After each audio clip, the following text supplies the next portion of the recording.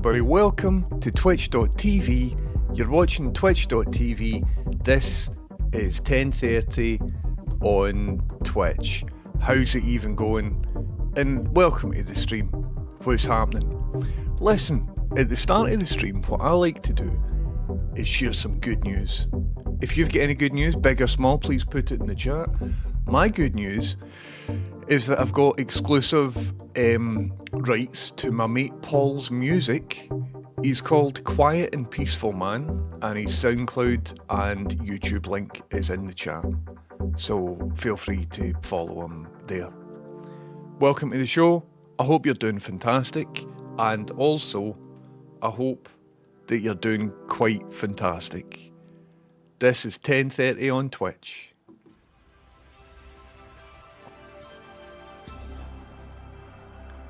Welcome to 10:30 on Twitch.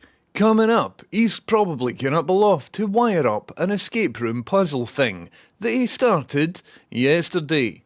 But first, to listen to your good news, big or small, please welcome. It's 10:30. Hiya, how was that for a good intro? That was an okay intro, wasn't it? The lights were switched on, the camera was switched on, all the audio and all of that sort of stuff is all good. Do you know what I mean? Daniel says, no way, first time watching on TikTok, you going to start streaming on YouTube soon? Daniel, I don't know who you are, but right now I'm streaming on TikTok, I'm streaming on YouTube horizontal right now, I'm streaming on YouTube vertical right now, I'm streaming on Twitch right now, but most importantly, I'm streaming on Twitter right now, but most importantly, I'm streaming on Twitch. And Twitch is where it's really happening. So just there, if you were watching on TikTok, I did like a voiceover thing. You wouldn't really have seen that graphic or anything like that.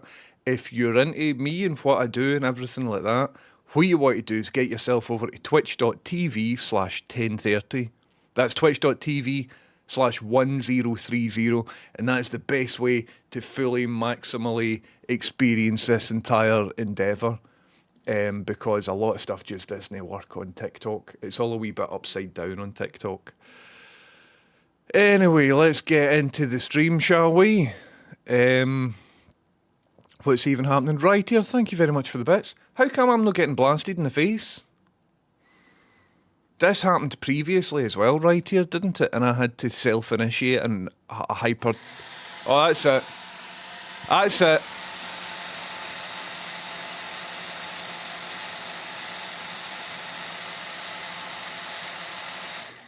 It was just a wee bit delayed. It was just a wee bit. I didn't self-initiate a blast there. I think don't know where my towel is. Don't know where my towel is. So I guess I'll just need to let this sort of dry into my skin. Dear Kian Sarosa, how you doing? Thank you very much for subbing. Welcome in. What's even happening? Kian Sarosa, thank you very much for subbing using Amazon Prime. Are we all aboard the electrical flow train today? Aye. Alright, I've just remembered the title of the stream. Oh, I turned that on and it should have been... Crimping, easy man. There we go, we're all up and running. I'll turn this one off because there's nothing really happening in that one. How do I turn... Why is the power at the back? Oh, for fuck's sake. Anyway, I'll keep it on. Hi, everybody. How's it going? Wonderful to see you all in. Hello, Right here. Hello, Pursue. Right here. Thank you very much for the 500 bits. Kieran Sarosa, thank you very much for resubbing. Chameleon, welcome in. Pursue, Bowdy, Futdad, Skywatcher, Channel 13. Gary Black, you heard wrong, mate. If anything too big. Bromo, welcome in. Steph Makes Stuff. Hello. So once again, if you're into the music at the start of the stream, please follow Desks are in the chat, BBC and BBC. Sorry, I just read the words BBC. YouTube and SoundCloud. Thank you. I hope you are all doing wonderful. Did you like the music? Hello, Weeshed, welcome in. Look at the Tash. Oh, maybe I'm stealing Brat's whole vibe. It's difficult, right? Because if it's too wide, it looks a bit like Hulk Hogan. And if it's too narrow, it looks a bit like Hitler. And the last thing I would want to do is look like a universally hated racist. And then I also don't want to look like Hitler. Lindsay Jobby, welcome in. Bruce Print Screen, welcome in. I'm doing quite fantastic, actually. Good. Still working on that one. I need to run it past Roscoe for like a proper comedy joke. You're allowed to mention it, I suppose. It's Friday, everybody. Listen, I've got word in. I've got word just in right now. It's Friday. So everybody, unfasten your belts, take your bra off if you've got one. Let everything know, hang out and just get comfy, man. This is comfort times. Deary me. Lindsay Jobby says, my good news is my 12-year-old son got 90% plus in his 2 maths tests. The downside is that I said that for every 90% plus test he gets, I have to give him 20 quid. That's a stinger. That's a bit of a stinger, but swings and roundabouts. Congratulations to your wee boffin son. That's brilliant. Congratulations. Pablo Diablo says, when did this stream get so professional? Well, I've lost my bubble tibble. But I suppose for your perspective, you don't really care about that. I've kept the house light on. You know what I mean? Just give that a shot. What I was thinking about doing, because years ago, I put up like a big green screen round this side of the room. It's not really a green screen, it's like a special green screen that I've made. And what I was thinking about was just dismantling it and remantling it at that side of the room and covering all of this crap. And I think that might be a good, viable thing. But I don't know. I'm still thinking about it. Woodley says, my good news is I finally got round to putting that shelf up. The pilot hole went in like butter. Well, it's not supposed to. It's supposed to kind of have a wee bit of resistance. The wall didn't crumble away. Brick dust didn't stain the carpets. Most importantly, the shelf is straight first time. Woodley B, that sounds like a successful shelf putting up in. How good is it when you've been putting something off for a wee while, then you just do it and it's brilliant? That's wonderful. Very much for the Prime sub. Hey everybody, have a wee look, see if your Prime subs run out. If you're somebody that usually uses the Twitch Turbo, Nitro, whatever it's called these days, you might have forgotten that you've also got a Prime sub that you can use. So I'll take it because I love Prime subs. Thank you very much, Kieran Sarosa, for giving us your Prime sub. Hello Bruce, print screen, tower control, welcome in. Anna Realtor, yes, you're allowed to mention it. Gary Black, welcome in. Two Crooked Fingers, hello. Bowdy is in with a wee bit of good news. Bowdy says, good news, I'm quite pleased with the Severance keyboard. I haven't seen last night's episode, so please no spoilers in chat. Although it's got weird switches that'll take a bit of getting used to. If you get any photos of it, I'd quite like to see some photos of it, Bowdy, if I'm going to be honest with you. Pursue says, good news, was bummed out as a slinky pair of platforms I liked have all sold out, but I hit up Vinted and bought a class pair of Panama Jack wedges for £10 with postage. They're expensive, usually £80-ish. I love good deals, Pursue. I adore good deals. One of my most favourite things is deals. Piles the Beaver, thanks for your Prime sub. Thank you very much. I appreciate that. Thank you very much. Pigs and Discord, let's look at Bowdy's new keyboard, everybody. Listen, you might not have been following Severance. You've heard me talk about it a bit. No spoilers, no spoilers. But with Severance, there is a particular aesthetic, and it's a retro vintage aesthetic. And Bowdy in chat was that enamoured by the retro vintage aesthetic that he created a bloody... Where is it, Bowdy? What subbed it? Electronics? Is it in electronics? Oh, amazing. Is that Pudmund? Hold on. I'm just checking Discord for the first time. Pudmund has done like a spectral analyzer of... Do you remember we were having a discussion about how... how the fuck did I zoom out? There we go. Remember we were having a discussion about how if I record stuff on my phone when I'm next to the televisions, that there's like a high frequency buzz that's annoying a couple of people. Pudmund did a spectral analysis and has identified that there's something in the 16,000 kilohertz range, and maybe here as well, and maybe here, and maybe here. So I will EQ this. I will EQ this, Pudmund, and it will be great. Thank you very much for that. It is the CRT wine, it 100% is. But you can't hear it on this microphone because this has got like better processing.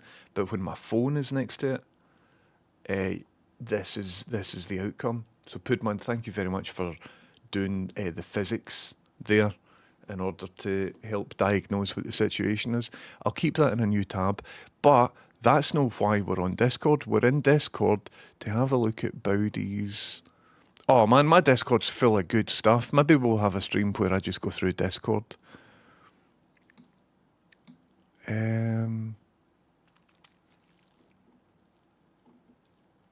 Which Discord is it in? Man, I'm glad that a lot of you have got these cameras in. I really wish that I had 2 more 5 to 50mm versions, but it looks like they're all sold out. I can't find it in Discord, Bowdy. Camera, thank you very much for resubbing. Welcome in. How's it going? Oh, on the Severance channel. Camera, maximum respect to you. Maximum respect, Camera. Thank you very much. For 21 months. For 27 months. That's a lot of months. Oh, aye, that looks class. Here, check this out, lads. This is Bowdy's Severance-inspired keyboard. What a great project. I've never got any custom keyboards myself. Gibbs, Jobby. Jobby Gibbs. Hi Gibbs, welcome in, how's it going? Doing a stream today without a towel. So my face just needs to absorb the bubble juice. And unfortunately for me, I've just filled up, I've reloaded the bubble juice and I've charged up the bubble gun battery as well. So of all the days to not have a towel, this is the worst. Gibbs, thank you very, very much. Hello, Cater Cakes. Welcome in. How's it going? Don't get any custom keyboards. I've got 10 keyboards and only 2 hands. It's stupid. It's a bit like modular synths and stuff, isn't it? As soon as you get started, as soon as you get into it, that's now you. You've now got a thing happening. Spurunk is in. Hold on. Pursue I've read. Pursue's good news. Spurunk says, good news for a work project. I've been having a headache with some legacy code that didn't work. Turns out a load was binned off months ago before I joined the team. I found it in an old Git comment and have fixed loads of stuff now. And the team think I'm great. Spurunk, I think you're great. That's wonderful. How good is it when just something falls into place and then that's everything good? How good is good stuff? Here, can I get a 1 in the chat if you like good stuff? How good is when good stuff happens?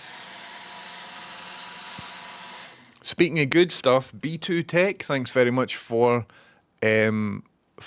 Thank you a ton. Thank me a ton. What have I done? B2 Tech, thank you for subbing. How good's good stuff, by the way? And can I get a 1 in the chat if you don't like bad stuff? 'Cause bad stuff's a bit shite, isn't it? Can I get a 1 in the chat if you dislike bad stuff, everybody? Moan the good stuff, get to fuck the bad stuff, and everybody can just have a nice time. Welcome to the stream. B2 Tech says 10:30 keeps me going. You literally keep me going with subbing. So thank you very much for that, B2 Tech. In this time of economic uncertainty, it's wonderful that all you lot are supporting me in doing this for my life. So thank you very much. I'm going a bit mental. Don't know if you can see. I've grown a moustache. I'm going a bit mental. What's that about? Is that a cry for help? I don't even know. I think I need professional help. Seriously though, B2 Tech, Gibbs, Camera, Piles of Beaver, and Kieran Sarosa, and right here, thank you very much. Honkin' Farts has redeemed a hydrate.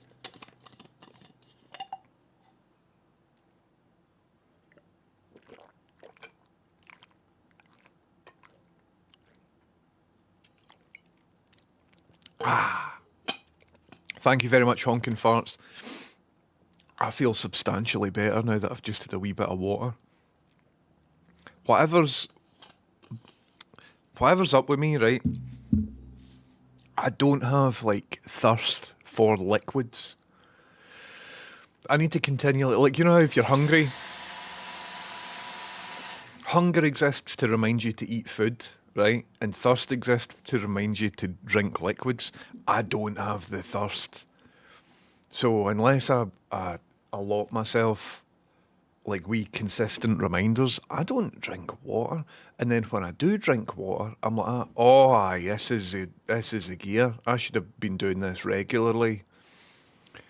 My God, are we on a hype train? Fucking hell. Oof. Aye, right. Oh my goodness me. Oh no. Ladders, thank you very, very much. Ladders. Guitar God by name of Bob, get yourself a towel, man. I can't because we're in the middle of a hype train. If I leave just now, people might sub and then they will miss their bubble blast. I guess I'm now tethered to the bubble gun. I've not had a hype train in a wee while. Guitar God by name of Bob, thank you very much for subbing. And bloody Ladders. Ladders, thank you very much for the gift subs. Let's see, Ladders, thanks for gifting us up to Big Gary, to Higher Primate, to Geo, hello Geo, and to Oh Really Sheep Boy, and to Maxilla for Real. If I've just said your name, it's because Ladders has just gifted you a sub. So feel free to say thanks if you're currently in chat. Left him on device, thank you very much for resubbing. Welcome in, how you doing? Pariah Rule, I think I'm about to get your bubble blast. There's something happening. The party... Pariah Rule, thank you very, very much. Listen, everybody, you've caught me on a special day where I don't have a towel. Rachel, see if you happen to be watching. I know you're very busy with work and stuff, but... Any chance of a towel through, thank you. JB Script, how you doing? Thank you very much. Thirst for knowledge detected, 100%. 100%.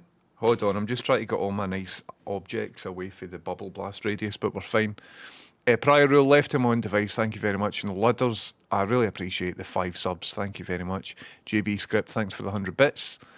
Yous are all legends, thank you very much. The stash is a bubble catcher now, it is. The stash is about 90% bubbles. Do you find that you suffer negative effects of the bubble juice on your skin? I do, Lindsay Jobby, but what I've had to do is put on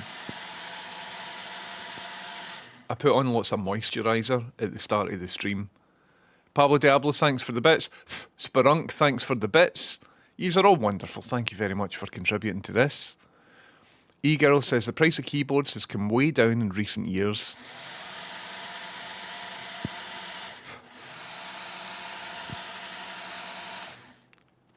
Metheglin, how you doing? Thanks for resubbing. Metheglin, thank you very much for 7 months. And Right Here, thank you very much for another 200 bits. Right Here, thank you very much. E-girls are saying the prices of keyboards has come way down in recent years, but the prices for the fancy custom keycaps is still mad. Well, I was looking at, I've told you that I'm launching a new merch store quite soon, as in probably on Monday. We'll see how it goes. And one of the items that I can sell you on the new merch store is custom 1030 keycaps. But they're not made to order. Like, I would need to order about 500 of them. And so I'm not doing it because I would need to do a bulk order and then I might not sell 500. And the bulk order would be about $1,500 or something like that, just to buy the stock to then maybe sell. But I really like the idea of having a custom 1030 keycap. But it's not going to happen for a wee while. Right Here, thanks once again, Metheglin, Pablo Diablo, Sprunk, GB Script, Pariah Rule, Left Him on Device, Ladders once again, Guitar God, B2 Tech, Gibbs, Camera, Piles of Beaver and Kieran Sarosa. Thanks very much everybody for being in and for helping me navigate through life. Good stuff is good, 100% is, man. 100% is. Oh, you can't do one again in the chat because it's identical to the message you just sent. Right, I see. I already phoned Steve Austin about the moustache. Anyway, Send them on to a psychiatrist or barber. I maybe need both. I've not been reading the news, which is quite good. Hold on, I need more hydration, everybody.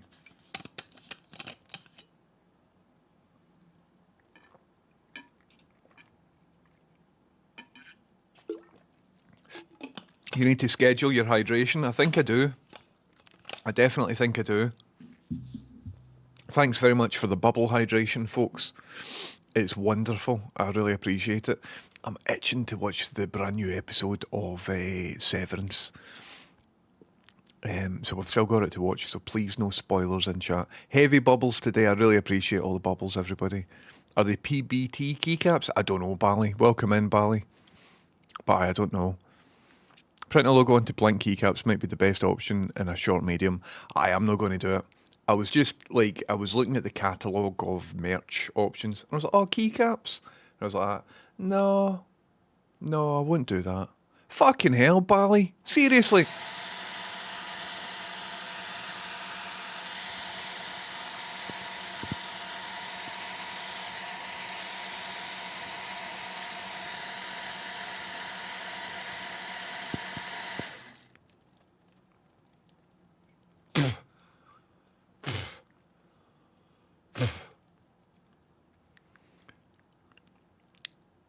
Bally, thank you very much for gifting a sub to Costa del Blowfly, to Ma Bum Smells, to Llama Chan, to Foxy Grandpa, and to Avgas. Bally, thank you very, very much. Rachel, pal! See, when you've got a second, could I get a towel, please? Hi, pal. Whenever you've got a second, would you mind getting me a towel, please? Yeah. Thank you. She's not happy. She's not happy that I've asked her to do that. She's working very hard. Today on STV News, a local streamer drowned in bubbles. Today on BBC News, 10:30's no get a shift. Hello, Roscoe. Welcome in. How's it going? Bally, thank you very, very much for drowning me in bubbles. I was just talking about how I'm not hydrated. Bally, you're a legend. Thank you very much.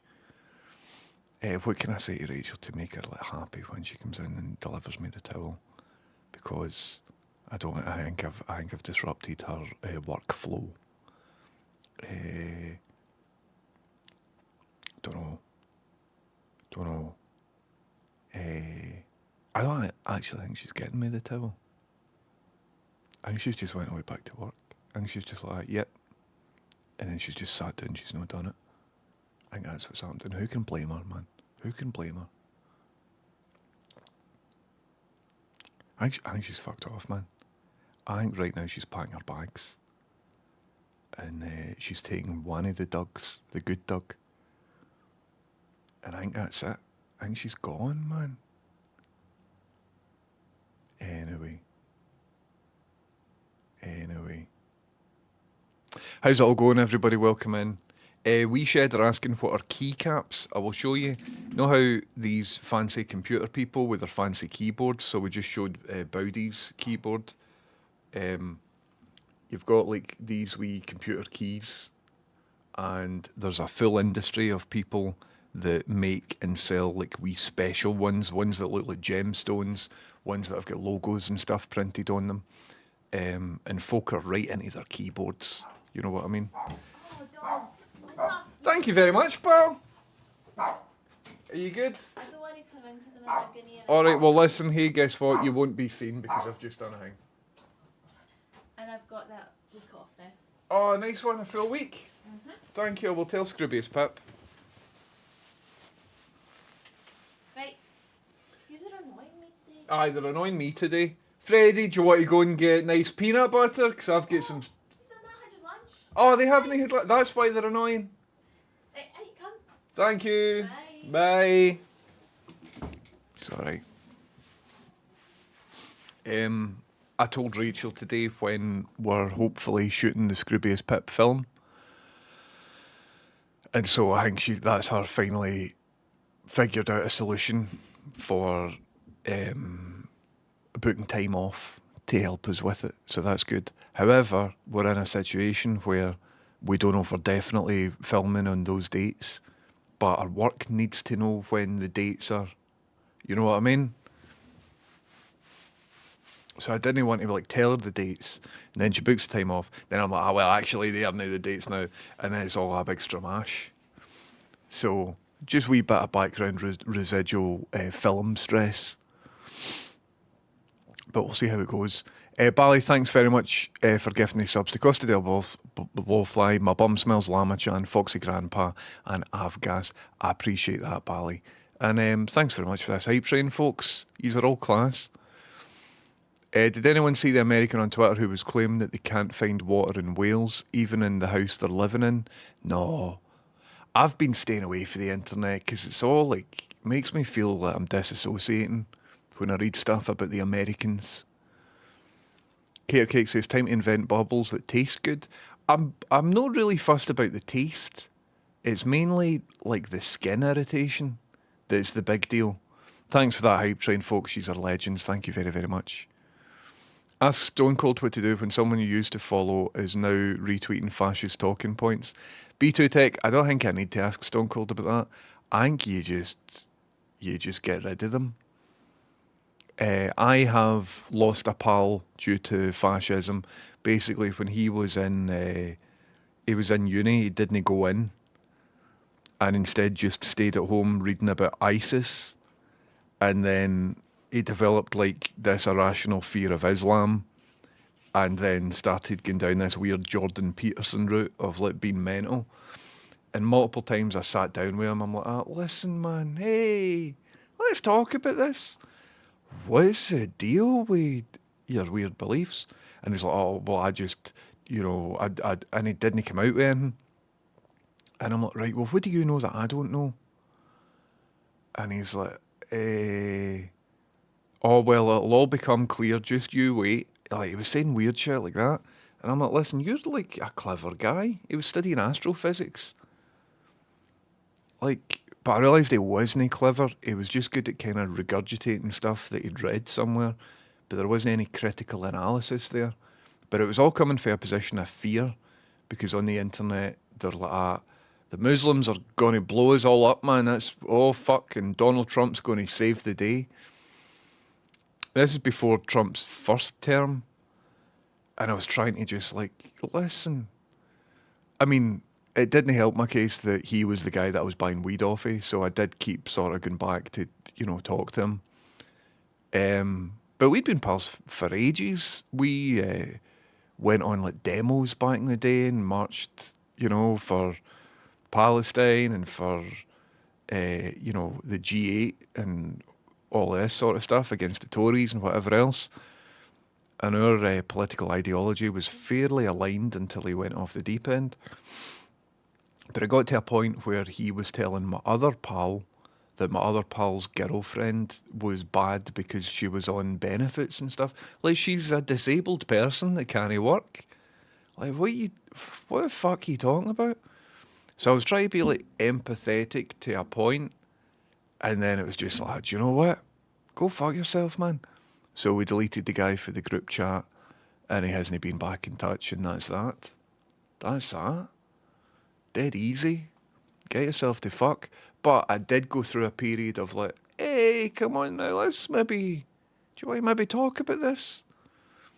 Got to a point where I went to his birthday, right? He had a birthday in a Nando's, and he invited like a new girlfriend he had. So we were all waiting to see this girlfriend, and another mate texts me, and he was like, listen, this new girlfriend doesn't know about your man's political ideas, so do you want to do everybody a favour and like don't bring it up? And I'm like, that's a really uncomfortable thing. Do you know what I mean? Because I'm not going to protect his like fucking bad beliefs, especially with somebody who's like prospectively like wanting to find out who he is. You know what I mean? Like, she deserves to know that the guy's a fucking nut job. Anyway, don't really hang about with him anymore. It's weird. So B2Tech, if it's somebody you just follow on Twitter, get a shot at them, man. Fuck them. Anyway. Welcome in, everybody. How's it going? Thank you very much. Anybody else get any questions? Just announce you're going back on Rust and that'll be the final nail, 100%. She'll take 2 dogs. Dearie me.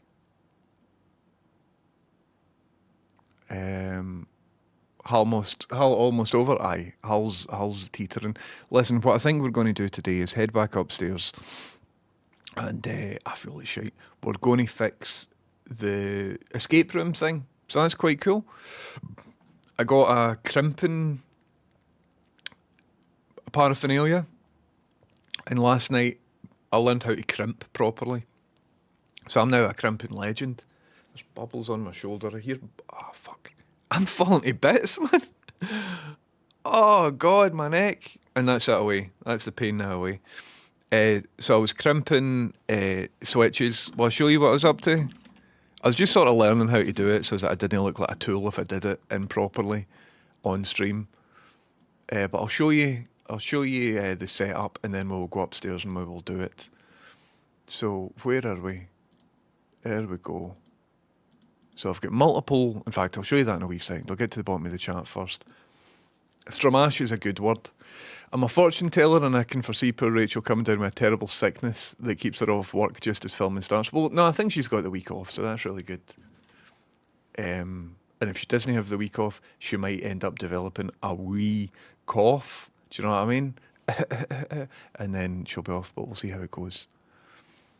I've lost a pal to David Icke, anti-Semitism pathway. It's fucked, isn't it, man? It's weird. Jordan Peterson's doing a UK tour in June. I saw the advert on Reddit, but whoever's posted the advert on Reddit, they forgot to turn off the comments. So the comments are just like, this guy's a fucking clown. It's great. Tons of comments just being like, fuck this guy, man, stupid idiot. Anyway. Don't have time to blow you up. I'm searching for halal sausages in Asda. Aye, exactly. Fucking life's hard enough without plotting to blow folk up. Aditya, welcome in. How's it going? ISIS were bad news, but people did fair lose their head about them. I mean, there is like a way of being aware of threat without just turning irrational and mental over it. Neutral Thoughts, welcome in. Thank you very much for resubbing. Thank you very, very much.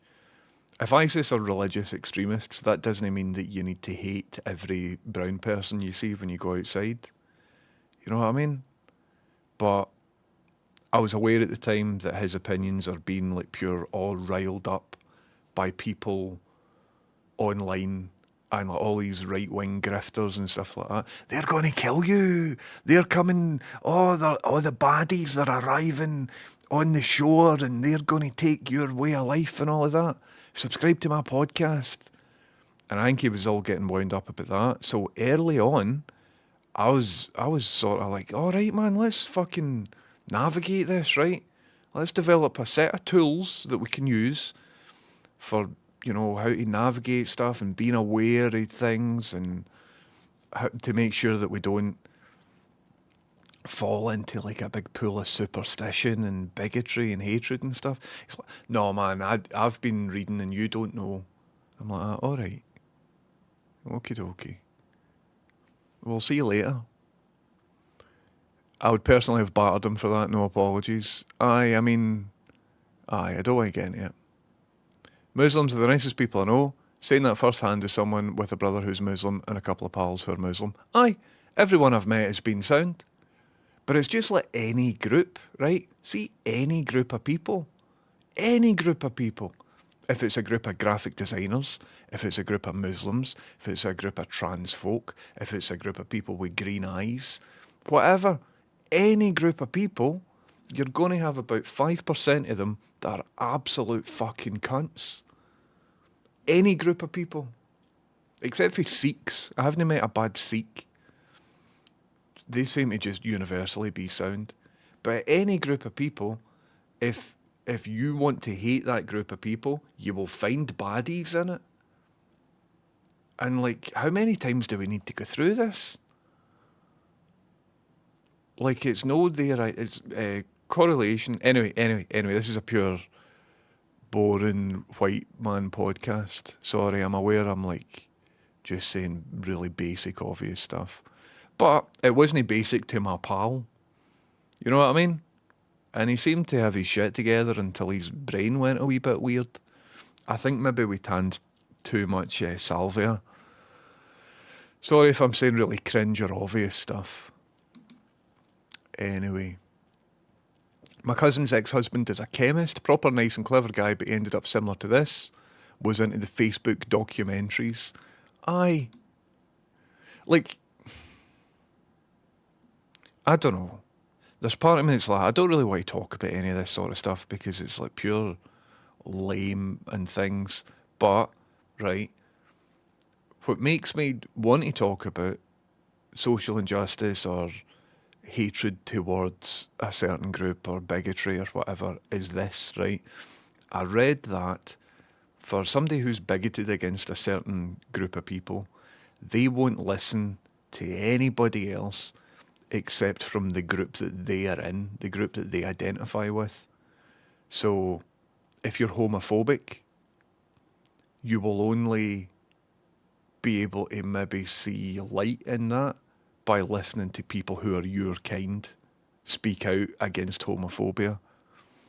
And for the most part, a lot of the people that you see online that are bigoted or transphobic or, you know, whatever, they tend to be like, they look like me. They're white guys, they're internet people, they're, well, I'm maybe a bit older than your average demographic now, but maybe not.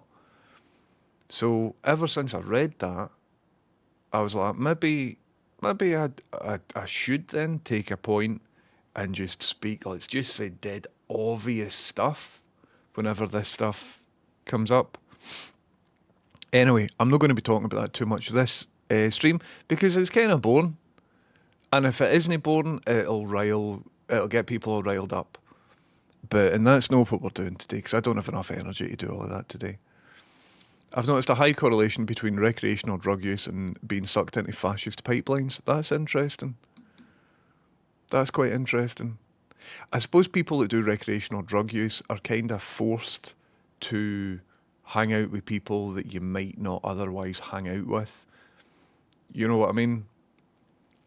If you've got a group of guys who you drink with all the time, but he's like, he's a wee bit, Ian, you need to watch him around women. And that Ian's got bad ideas about that group of people, and but they're alright, It's like, no, they aren't alright. The only reason you hang out with them is because you drink with them. And if it wasn't for that relationship you had with booze, or hash, or fucking eckies, or whatever it is, then you like, in the light of day, you might realise you've got very little in common with these freaks, man. Anyway, I'm just throwing out ideas. Anyway, sorry if I'm saying really cringe stuff. Chameleon says, I'm trying to ban Twitter, but some accounts I follow aren't on Blue Sky, mainly public transport stuff like ScotRail and the like. I don't know what to do. JB Script says, do you ever get the fear starting a new project and you've not done anything like before? I'm mentally spinning in circles. JB Script, I'm the opposite. I am the happiest when I'm learning something new. That's why I'm quite enjoying getting into this escape room project that I'm doing just now, because I've never done an escape room project, right? So what I like to do, and I think it ties in with what I was talking about there. See, if you wake up and you read the news and it's all fucking scary, or it doesn't make sense, or there's baddies everywhere, I quite liked it, and I don't know if it's a good solution, but I like to bury my head in the sand and have control over another area in my life. That other area in my life might be building a fucking HAL 9000 or fixing a CRT television or making an escape room thing or whatever. If I've fixed 20 CRT televisions, the last thing I really want to do is fix the 21st CRT television, because I've kind of done it. You know what I mean? Then it just feels like work. Whereas for me, and it's not, I don't need to put any conscious effort into it or whatever, but the first time I'm doing a project, as long as there's like a a compulsion for me to be interested in it, then it doesn't feel like work at all. I'm getting to bed looking at YouTube tutorials. I'm waking up and I'm thinking, right, okay, I can maybe connect that bit to that bit. For me, if it's the first time I'm doing something that I want to do, then that's when I'm my happiest. And that's when I use up all this mental energy that if it isn't getting used on a project, will end up pure getting the fear of like reading news or whatever else. So, however, if it's the first time I'm doing something and it isn't something I want to do, then I can't really be fucked with it. What I would say is, everybody, prototyping is important, right? So if it's the first time you've done something, don't just hesitate to start. Don't just wait until you know everything until you then make it. Because if it's the first time you've done something, chances are you need to make it 5 or 6 times before it's any good.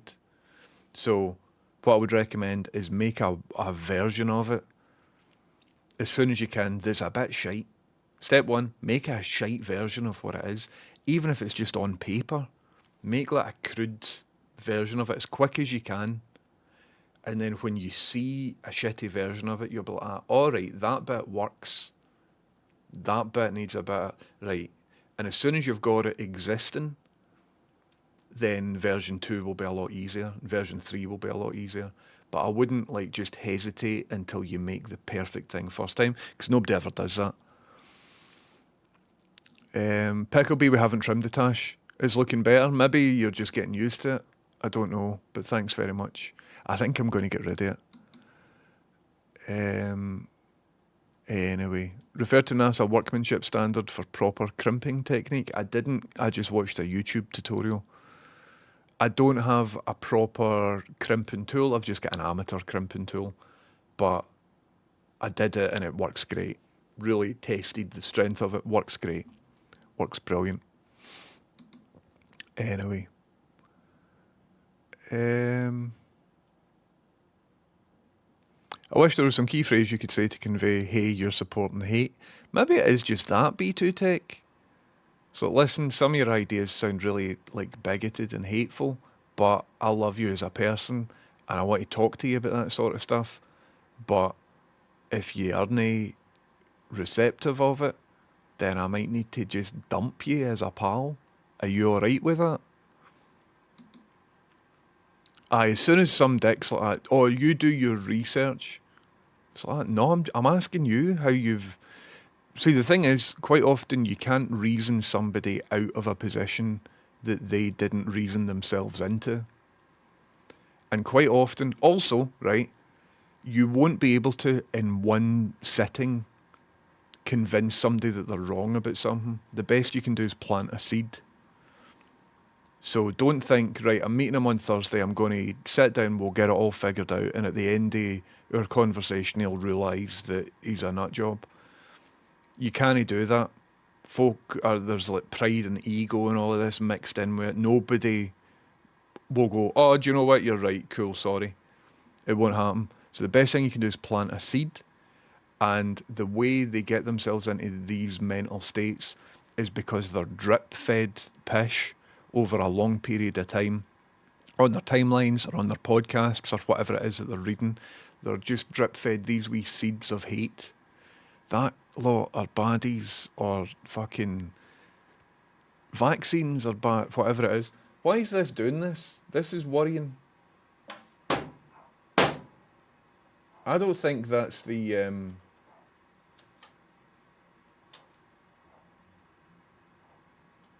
2 wee seconds. I don't think that's the effect.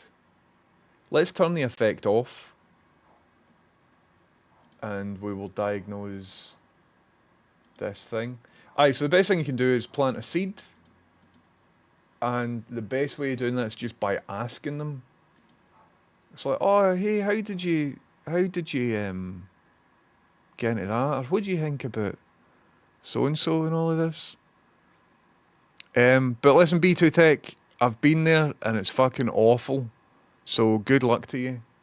Can you tell me if this is freaking out now that I've removed the effects? Because I think the effects might have been just in software.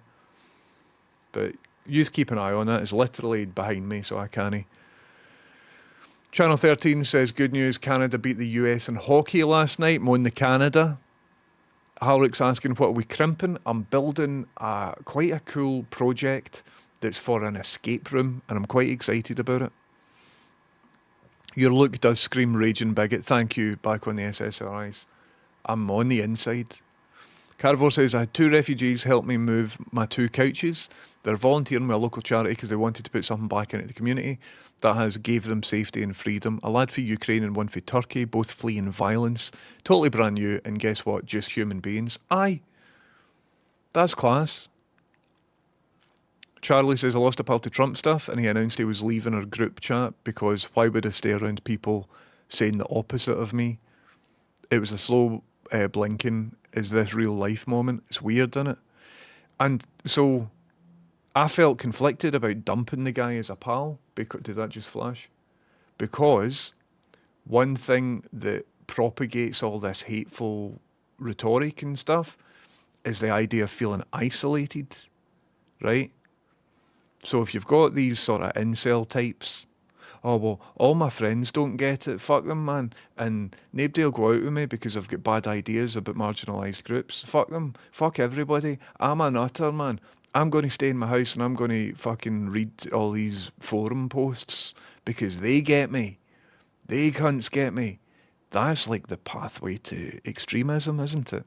So that's why, for the longest time, as long as we possibly could, me and the group of guys that were round about this one mate were just trying to be as sympathetic and as empathetic as we could. We're trying to understand. It's like, listen, pal, what the fuck? What? Gonna just tell us? Here, see all this that you're talking about? I want into it all. What podcasts do I listen to, man? I want to get into all this. I think what you're talking might be interesting. How do I get into all this? And he's just like, well, you know, talking about the Rubin report and all of that. And we have since found out that the Rubin report, that guy is a Russian, like without a doubt, that guy is a Russian misinformation agent. And he was getting paid loads of money to just lie to people to drum up fear. Because here's the thing, everybody, right? See this whole rhetoric about how marginalised groups are bad. That lot are baddies. Migrants are baddies. Trans people are baddies. Fucking Muslims are baddies. See all of this rhetoric, right? Obviously, people have been hateful for a long time, but you might have noticed in the past sort of 10 or 15 years, all of that's getting fanned. All that hate is getting just really fanned up. And we now know that a lot of that hate is intentionally coming from Russia. Why is that, right? Why is that the case? Well, if you look at war currently, we can't go to war with Russia, and Russia can't go to war with us because of something called mutually assured destruction. See, if we send a missile to Russia, there's computer systems that detect it, and what's that defence programme called? Where basically everybody's got missiles and nukes aimed at everybody else. So as soon as one fires, bang, bang, bang, automatically, the rest, we'll all be fucked. If we try and nuke Russia right now, immediately we will be nuked, like automatically. It's mutually assured destruction, that's it, right? So, how is warfare done in an era of mutually assured destruction? If they can't go to war with us, how's it done? Well, do you remember a wee while ago I was talking about that Yuri Bezmenov guy? Where he's speaking about like disinformation and compromat and subversion and all of that sort of stuff. So he's a KGB agent and he's delivering a lecture. It's on YouTube. There's 2 lectures that he's given out.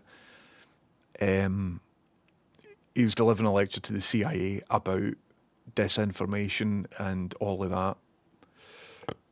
And what he's saying is that basically folk will take whatever it already exists in that country, and then just fan both sides of it.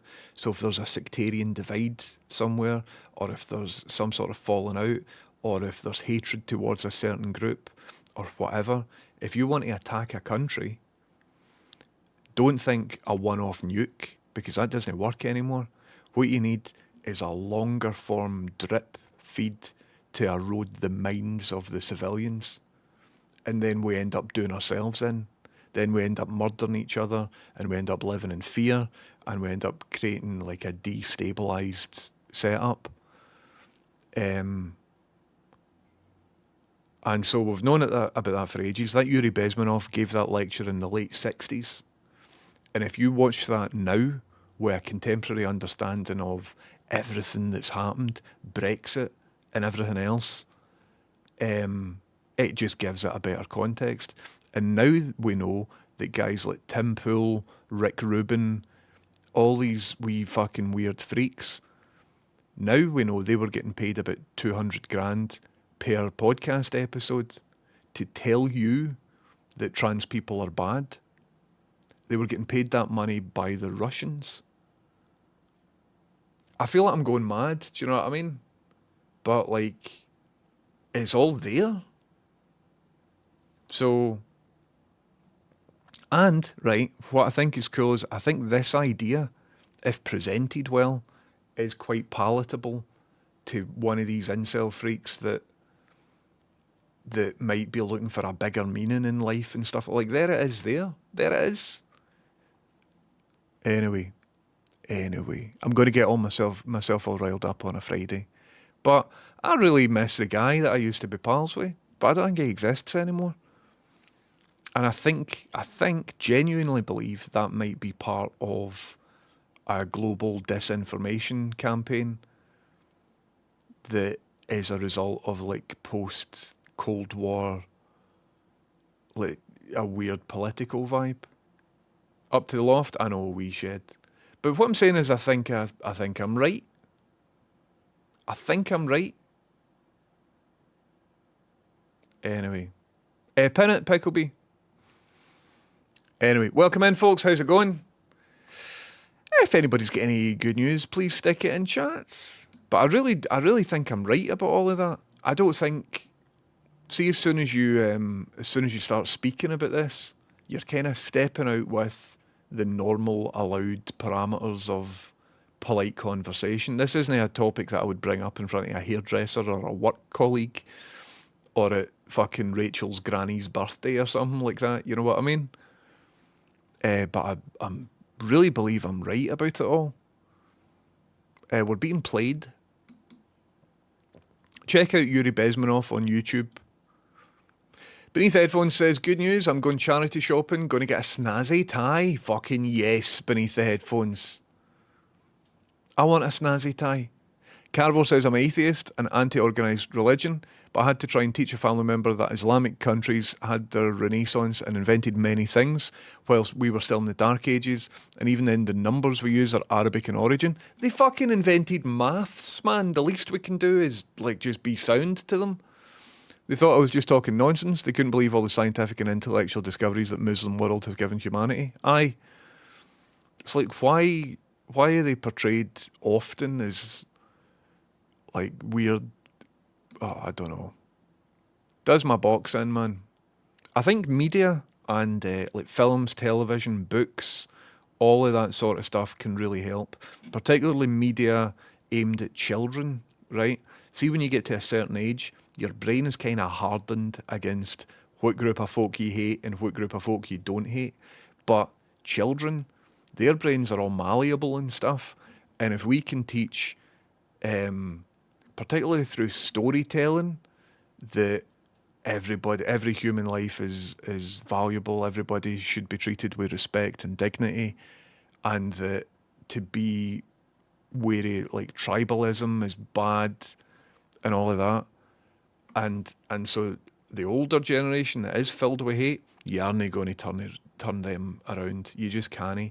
So I think we need to, like, just write off a big group of people, wait till they die, and focus on an emerging youth. But I don't know. I'm still trying to make sense of it all. But good luck to everybody going through this, right? Because it does feel really lonely. It feels almost like grief, you know, to just lose a pal because he's went fucking mental. Because half of you's like, fuck the guy, and the other half's like, no. It's like it's like being in a zombie film. And they start off, they're hiding the bite because they're a wee bit ashamed of it. And then you see them turn. And then there's a point where it's like, it's too late. And you're like, what? What? It's so weird. And it can be quite lonely as well. So if anybody's going through that, all the very, very best to you. Martin says, I'll never again recommend Alex Jones for a laugh. A friend of mine took it seriously and got really deep into that. I remember when Alex Jones was like breaking into the big owl place. What's it called? Hello, Beard Scott, welcome in.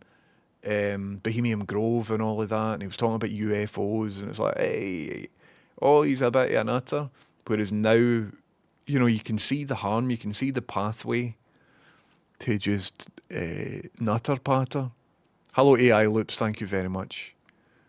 Anyway, let's stop talking about hard stuff because we've got escape rooms to build. Chameleon says, lost a pal during the first couple of waves of COVID. He was down the Trump rabbit hole and kept saying that COVID was a hoax and anyone that got vaccinated would die in 12 months. I'm tempted to go back 4 years later and ask why I didn't keel over. Aye. Hi, I remember the messages that you said? No. Well, good job I screenshotted them. Remember these messages here? Will you explain yourself? See, the thing is, they don't explain themselves. They're all just like, well, you know, just you wait. Like, they've got no critical thinking. AI Loop says, I haven't cut off my cousin who got caught on the anti-trans bullshit. I kept talking to him, hoping that I can save him from the complete bigotry pathway. See, like, I don't know what the correct, if it's all down to individual basis and stuff, isn't it? It's a lot harder to do this if you're related to them, right? And it's harder to do if you have to work with somebody as well. Because a big part of you just wants to like give them the benefit of the doubt and just be like, listen, I know that you are still in there somewhere, and there's a responsibility to try and make sense, and even if you can just convince that person that bigotry is bad, then you've made the world a better place. And if you do cut them off, then that can make them more sort of isolated and might make their beliefs a bit more extreme. But then at what point do you say enough's enough? It's all complicated, man. I think somebody should write a book about this, or give us some sort of guidebook or something. Palace Chat says, was it here on B Dolan stream chat where someone mentioned the film Children of Men? My God, what a film. Dolan was comparing it to V for Vendetta recently. I love Children of Men. It's in like my top 5 films of all time. Took me the closest to what I imagine it must be like being in streets and buildings where fighting with guns and bombs must be like. Aye. Children of Men's great. Really, really great. I don't disagree with any of this, but make sure you don't get yourself riled up on a Friday. I think I'm already halfway there. Here, everybody, time to lighten the mood. Check this out. There we go. That's granted us maybe another 5 minutes of this chat. Need to keep it fresh. Need to keep it light. Anyway. Who's we though? Ireland is neutral, apart from refueling and repatriation. I forget what I said that you might be speaking in reference to. Remember to get down to Kelvin Grove Museum when it all kicks off, chat. Protect your family, 100%. 100%. I'll be up my loft, man, making mad drones and things. Or I might just accept reality that I'm going to be taken out in the first wave. Just like that. Fuck it. Anyway. Rick Rubin? Not Rick Rubin. Who's the other Rubin guy? The Rubin Report? Not Rick Rubin. I got my names mixed up. Who's the Rubin Report guy? Listen, Rona Poya. Basically, I'm multi-streaming on Twitch just now. So Rona Poya is watching me on TikTok, right? But I'm actually streaming on Twitch at the same time. So there's this big chat here that's happening on Twitch. So if you want to engage with the chat, go to twitch.tv/1030. It's twitch.tv/1030. So that's why you're not getting. That's why it doesn't make sense if you're watching on TikTok or Twitter or YouTube. Basically, I'm talking to Twitch, but I'm also streaming on those other platforms. Dave Rubin, thank you very much. Thank you very much. So if you want to engage in the conversation, and if you want to see this full thing in its proper context, get yourself over to twitch.tv/1030. And when you follow, your profile picture shows up there, your name shows up there, and it's just a better scenario. But that's what's happening if anybody's confused. Why is this guy talking to himself? Is this pre-recorded? It isn't. It's live right now. It's 2:45 on the 21st of February, and I'm talking to Twitch. Anyway, Chameleon says, it feels like you're going mad because of just how unsubtle and obvious it all is. Like the stuff with Elon doing his salutes and everyone desperately trying not to call it what it obviously was. Aye, fucking Bannon did it. Like just yesterday or today. And then, what's that guy? Do you know what's quite funny now? How the fake priest or the fake minister, Calvin, whatever his name is, you know that guy? He did a Nazi salute. Aye. And he was expecting like the same reaction from. So he did a Nazi salute a couple of weeks ago. And he was expecting everybody to react in the same way that they reacted when Elon Musk did it. Like, oh, put him in the front page, oh, what's this? And for the most part, nobody gave a fuck because they don't know who he is because he's like just a stupid dick. So he did an Nazi salute and everybody's like that. Anyway, and I think that's wonderful. I mean, not the fact of ignoring a Nazi salute is wonderful. That isn't wonderful. But the fact that nobody cared enough about who he was to like get all riled up about it. It's just like, who are you? All right. Right. So that's 3 now. That I've seen anyway. Calvin puts his face. I'm not going to learn his surname, fuck him. Elon Musk and then Bannon. Bannon's back and he's slinging Nazi salutes. What's going on? Fucking bunch of clowns, man.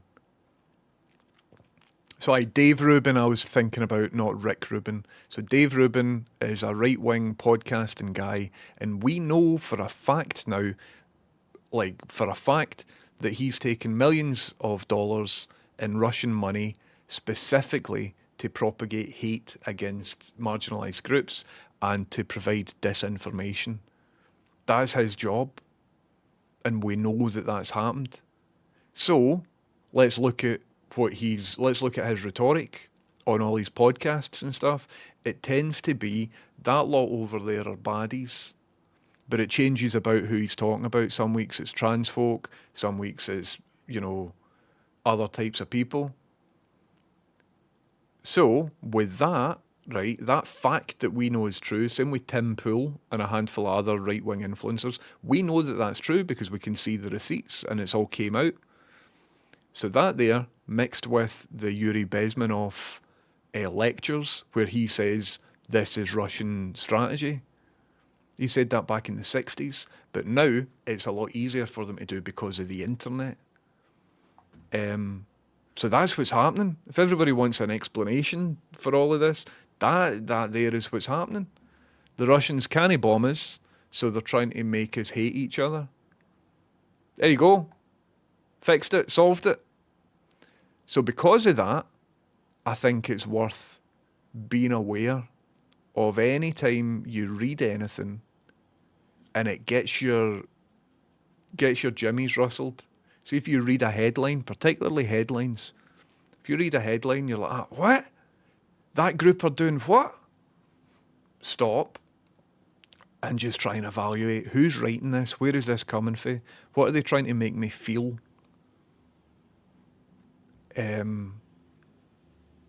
But it's hard, man. We're getting bombarded with information from all sides everywhere just now. It's fucking hard to be vigilant and to be responsible and to make sure that your brain isn't going to pot when there's like vested interests, say different groups who are well funded, who every single day relentlessly are just trying to make you hate. It's fucked up, innit?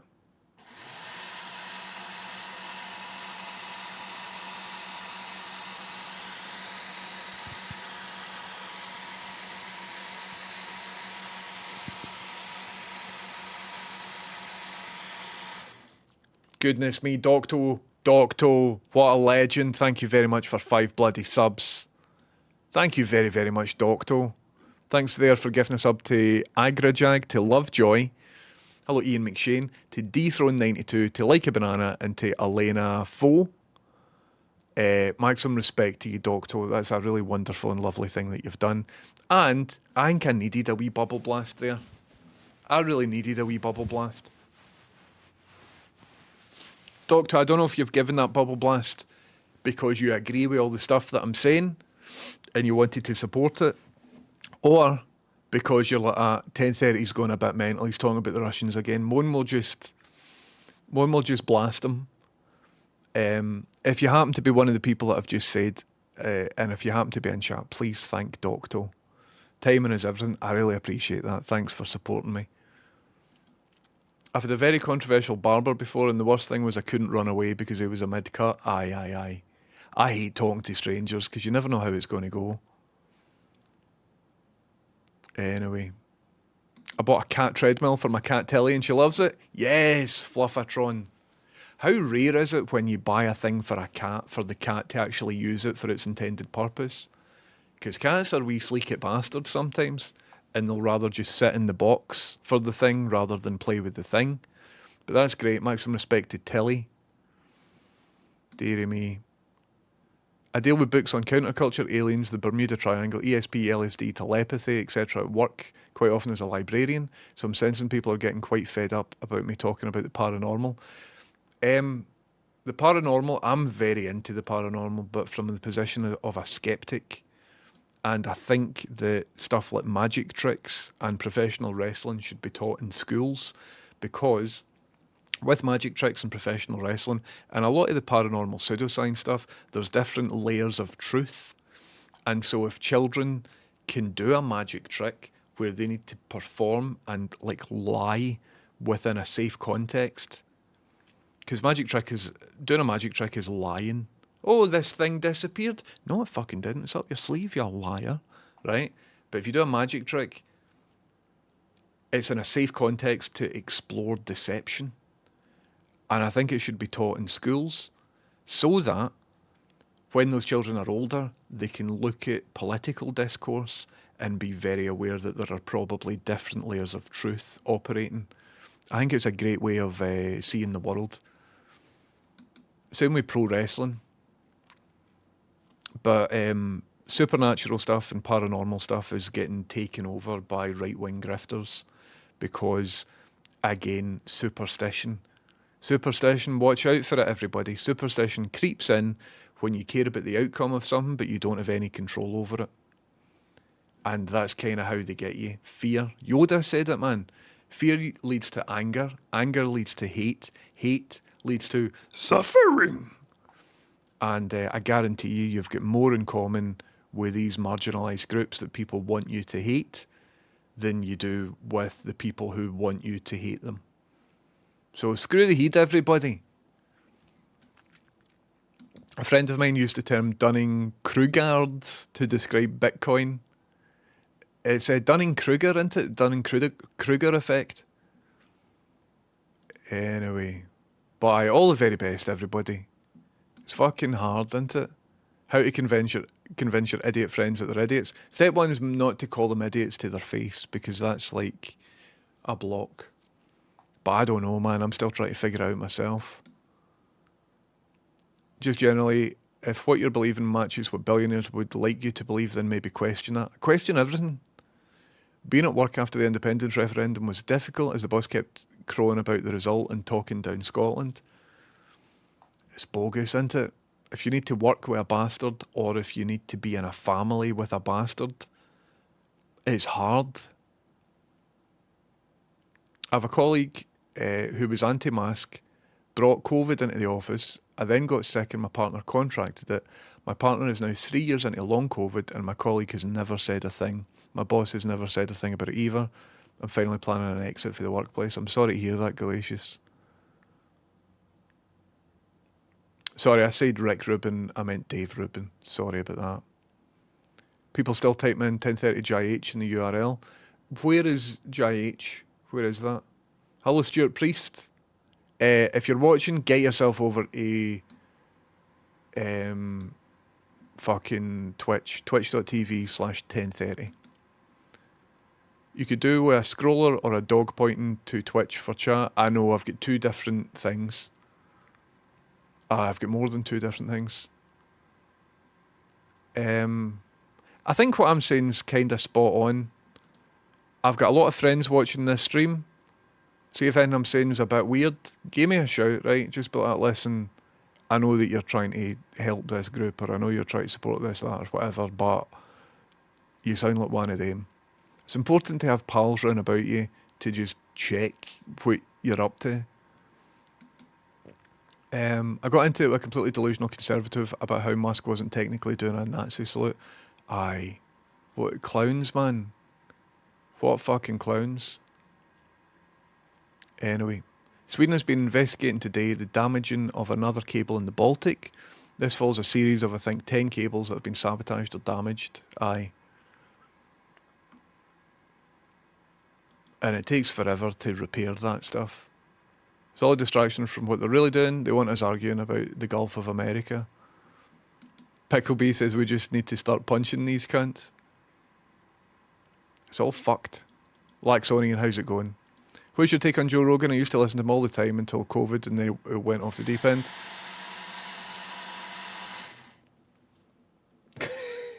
Laxonian, thank you very, very much for the bits. I will not mention it. I appreciate it. Joe Rogan, I used to like listening to Joe Rogan, right? Guy was funny. What I would do whenever I'm exploring a podcast is I'll go down the list of episodes, and if he's spoken to somebody that I like, I will listen to that episode. Darren Brown has been on Joe Rogan, different musicians that I like, different actors and stuff like that. So I'll go down the list and I'll listen to the people that I like speaking to him. Different wrestlers, he gets wrestlers on and stuff like that. So listen to Joe Rogan for a couple of years. And then he starts talking about how the moon landing wasn't real. And I'm like, right, I think you're wrong though. But he would still get fucking somebody on that I liked. So I would listen to those particular episodes. And for the most part, I thought he was alright. Friendly advice, thank you very much for your Prime sub. I appreciate it. Thank you very much. And then one day, the podcast auto-played to the next episode. And somebody was just chatting, just bad shit, hateful stuff. And Joe Rogan was as enthusiastic with that person. Aye, yep, aye, fuck them. And I was like, whoa, wait a wee minute here. What is going on? And then I started listening to the episodes where it wasn't people that I'd already established that I like. And he's just platforming folk with like harmful, bad ideas. And he's making loads of cash off it. But then he'll get a funny comedian on, they'll talk about weed and farting and stuff. So it's like, hey. And then they'll talk about how, you know, I don't want to give an example, but you can imagine. And he's making some amount of money out of terrifying people. And his defense of it will be like, oh, well, I'm just asking questions and I'll get these people on and, you know, if you disagree with them, it creates a conversation. You're like, no, man, just fucking, you've made enough money. Just try and do good stuff now. But aye. Chameleon says, I think Arnie said it best when he said it, first-hand experience growing up in post-World War II Austria, fascists are some of the biggest losers you will ever meet. So why would anyone ever want to associate with some of history's biggest losers? Totally. 100%.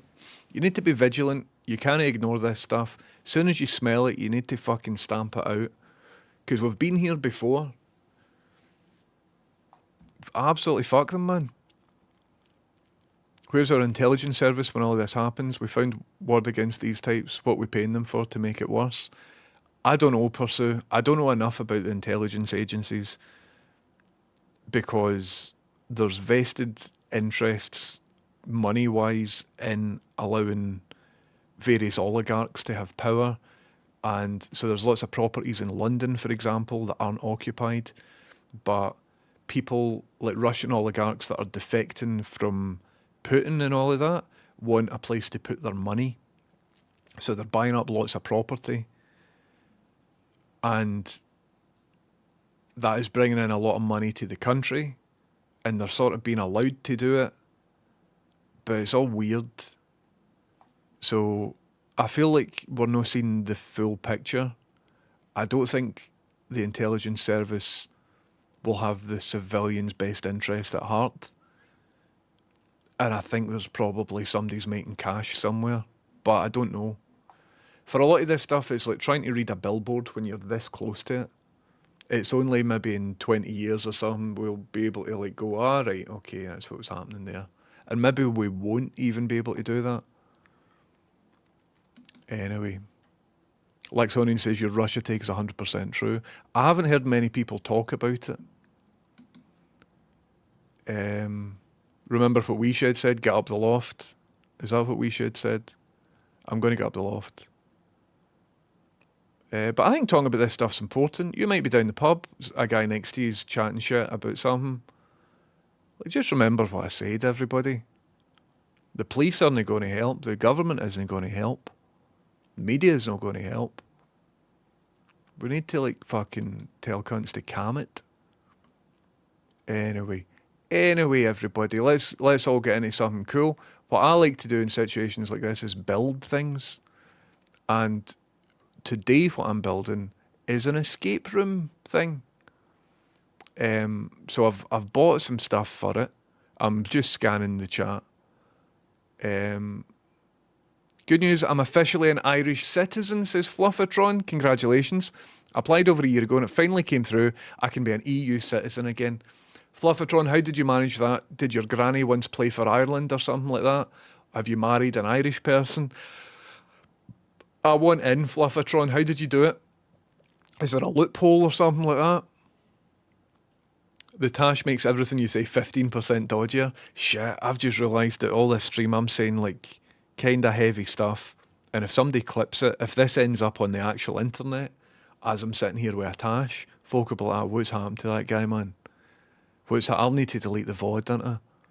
Thumbchop says, my friends and acquaintances, privileged white men in their 50s, sail their opinions under the banners of free speech, an inquisitive and questioning approach. Horseshit, of course, but the terms globalist, Soros and deep state give them away. Fucking exhausting. Here's the thing, right? When I was younger, it was the right-wing folk that wanted to quash free speech.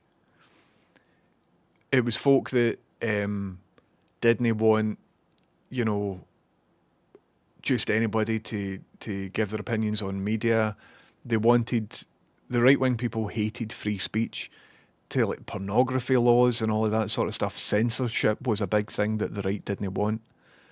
And now, anybody who starts speaking about free speech is seen as a nutter, right? And I think we all need to be careful about free speech, because I'm not talking about the right-wing free speech, I'm talking about our free speech, right? If the government are doing bad shit, we should be allowed to protest against it, right? Free speech is very, very important, but if you say that nowadays, people think you're one of them. And I've noticed in the past sort of 5 or 8 years that there is an erosion of support for free speech. And I'm not saying this is a calculated thing, right? But it seems it. Because without free speech, we wouldn't have been able to do all the wonderful things that we've done over the past couple of years. Even stuff like Occupy Wall Street or Black Lives Matters or, you know, any of the progressive movements that we've had. we can do that because of free speech, holding people to account, the Me Too stuff, right? However, if I go on Twitter right now and I say we need to support and protect free speech, the whole discourse about free speech has been tainted so much that folk will think that I want to say bad stuff about that group or this group or whatever else. And nobody's talking about that. I think that there is an erosion of support for free speech because people who are nutters have maybe created this environment where, because they've been banging on about free speech so much because they want to use it for hate, that it will then be a problem for us because before we know it, protest is now illegal. You know what I mean? Nobody's really talking about this, and I can see this happening in slow motion, and I'm old enough to remember when it was the right that wanted to stop free speech. So maybe we need a different name for it or something like that, the right to protest. Something like that. We need to rebrand it because the term free speech is kind of sullied now because most people associate it with your right to fucking be a bastard. So I personally do completely support free speech, but not in the same way that all of they cunts are. You know what I mean? Everybody should be allowed to say whatever they want in terms of protesting or holding power to account or whatever else. And other people should be allowed to respond to that. But it's a very nuanced and difficult conversation to have on the internet, particularly on Twitter, because everybody's fucking against each other. Be very aware of any time that your power is taken away, particularly your power against big corporations or government. If your government are being pricks, you should be allowed to protest. And that is free speech. But because of all these right-wing nutters, they've redefined what free speech is in order to make it unpalatable and an unsavoury thing to want to support. And that there is subversion. That's exactly what I was talking about with the Yuri Bezmenov stuff, and we need to be fucking cautious of it. All my jimmies are all riled up now, everybody. All my jimmies are all riled up. I need to do some hobby electronics. Who's with me, folks? Hello, TD. How's it going? Have you seen the new StreamerBot? I haven't. I saw a notification, by the way. I use StreamerBot to do a lot of the stuff that I do on stream, and there's a brand new StreamerBot being launched. I might wait until the 1.1 update or something like that. I hope you understand what I'm talking about with that whole free speech stuff and you don't think that I am a nutter, because that's the setup that they've created so that anybody that tries to speak in support of free speech might come across as a nutter, and I don't want. So a very nuanced thing. There's lots of stuff that I've said in this chat that could be clipped totally out of context and used as, like, if you're going to clip in, make sure you clip the full fucking thing. Because I'm speaking off the top of my head as well, and the words that I'm using aren't carefully considered. Here, how good are crisps, man? Crisps are fucking great, man. I fancy a bag of crisps. I'm absolutely full of crisps. Cheap pasta, welcome in. Thank you very much for following. Would you consider prawn cracker a crisp? I would say it's more a maize-based snack. Irish grandparents on your mother's side, congratulations. Putin did the war 100% to save his own back. I heard tons of Russian chatters say that this during the pandemic, that they will drop Putin in the sea soon. Interesting. Friends will be contacting soon about the Tash. Had to do a Superman and edit VFX out of your moustache for the clips. Just got a really suspicious looking top lip. Dearie me. Dearie me. Steve Zazoo says, do more Yoda impressions to lighten things up. I will in a wee bit. What do you want me to say in a Yoda voice? Will I do another armpit fart?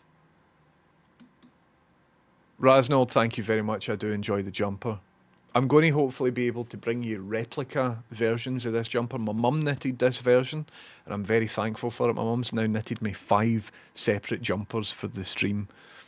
And I've got another one coming. There's another one right now that's been altered because it didn't quite fit me. Wait till you see it's a fucking cracker. But I'm trying to bring knitted versions of these jumpers to you as merch. I'm trying to get the price down a wee bit.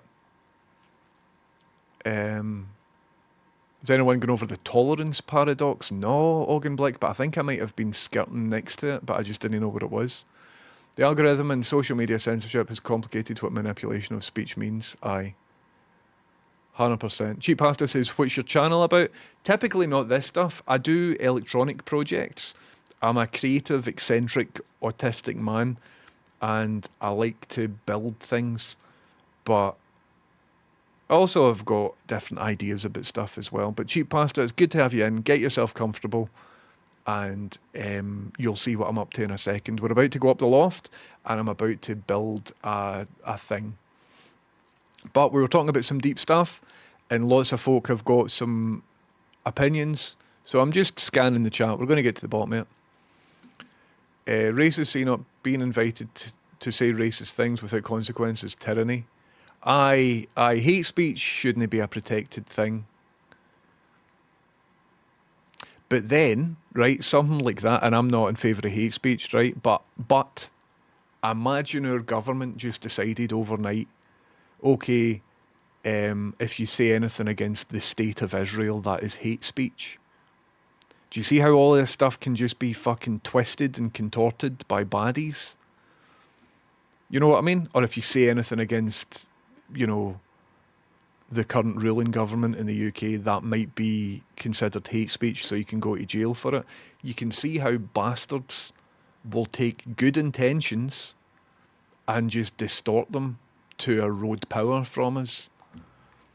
It's all very overwhelming, and if I think about it too much, my face gets hot and I need to have a wee lie down. Just expect the worst, right?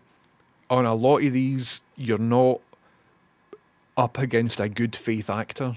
You're up against somebody that just wants to fucking win, and they don't mind cheating to do so. The change from when I was young feels like the right are more confident in speaking their bigoted minds, whereas the left are like, I need to hide away from the bad news. Complete 180 for when I was growing up in the 1980s. Aye. It takes a couple of decades to change the public's opinions on this sort of stuff. Again, if anything I've said has resonated with you, please check out the 2 lectures on YouTube for that guy Yuri Bezmenov, because he speaks about this in the 60s. He talks about how subversion takes decades to do, and that was decades ago, and now we're here. It's fucked, man. Anyway, I'm reading everything that you're saying, but for obvious reasons, I'm quite keen to sort of move on because I don't want to rile everybody up. So I'm reading what you are saying. Going to put the Cat Cafe stream in the other monitor. Good shout, good shout. The real ones know what you mean, you're our nutter. Thank you, Rai3D.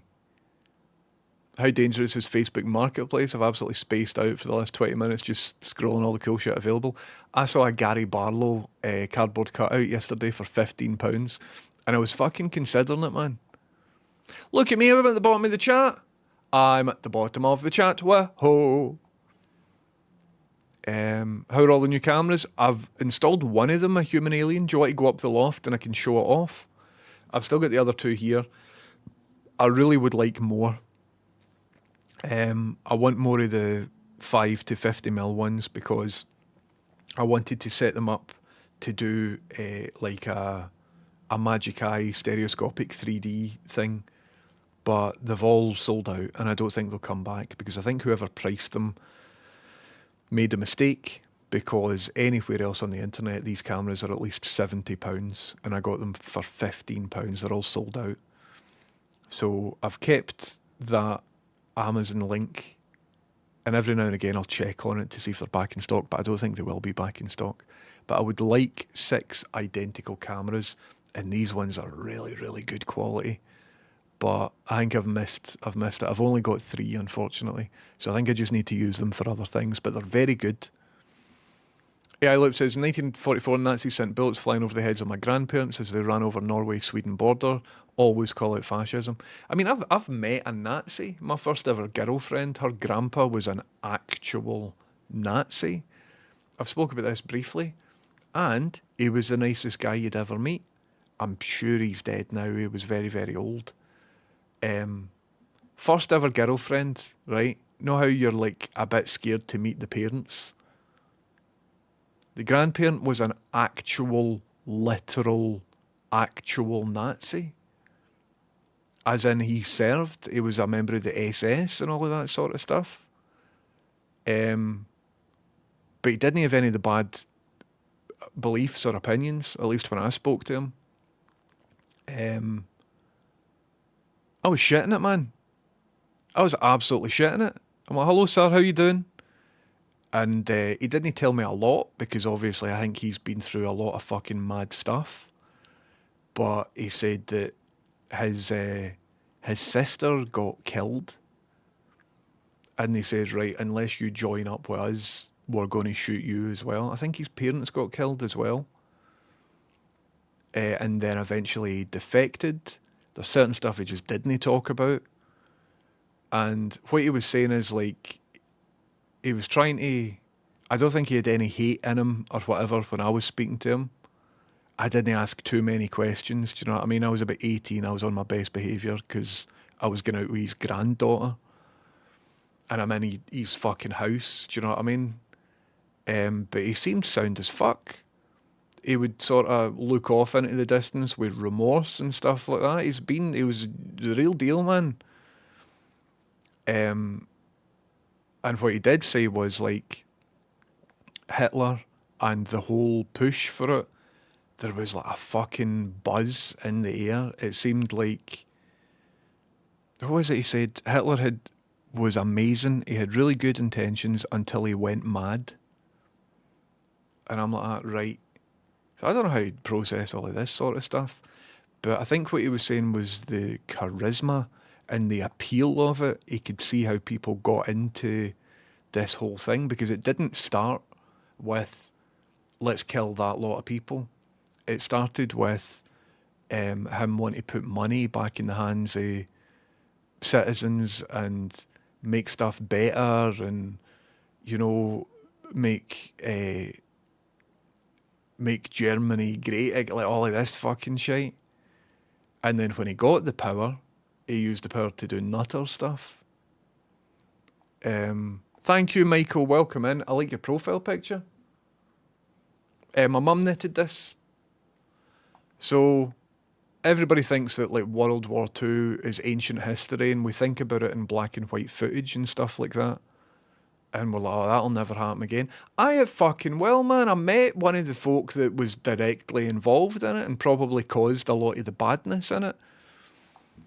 Well, I've met him in my lifetime. And it wasn't that long ago either. So we always need to like just fucking check this stuff. But anyway, who cares about what I think about all this sort of stuff? Was he dressed like it when you met him? No. He was a lovely old man. He didn't bring it up. My point was that he himself was swept up in it because people that he loved were murdered and they threatened to murder him unless he did certain things. So I'm saying it's sort of nuanced. As far as I'm aware, he didn't have any hate in him or whatever like that. And it's all complex. I'm not obviously not supporting any of the bad ideas or anything like that. I'm just saying having met one of them, it's fucking weird. Laxonian, thank you. Let's go up a loft. A former colleague worked for the RAF in the 80s. At the interview, he asked, had any family who'd been in the air service? Yes, his granddad. However, he didn't mention that he'd been in the Luftwaffe. Well, there you go. There's a guy who owns a wee military shop in Trongate, wrote a book about finding out two of his granddads fought in the exact same battle on opposite sides. I met a Nazi in the underground here in Berlin. Praise Kier. I see you. Thanks for the bits. Praise Kier. Ultimate Mayonnaise says, I met a Nazi on the underground in Berlin about 6 months ago. Fuck that. He tried to get me to do a Roman salute with him. He was like 21 or so, mental. Absolutely fuck that, man. Sorry he had to go through that pish. Michael says, my great uncle, they tried to have him recalled from the US to Germany. He says, fuck yourself instead. Aye. Loft waffles. Let's go up the loft, everybody. Let's go up the loft. Okie dokie. Feeling a wee bit lightheaded and just weird. But I was before I came on the stream. We're going up the loft, folks. Who wants to go up the loft? Who wants to go up the loft?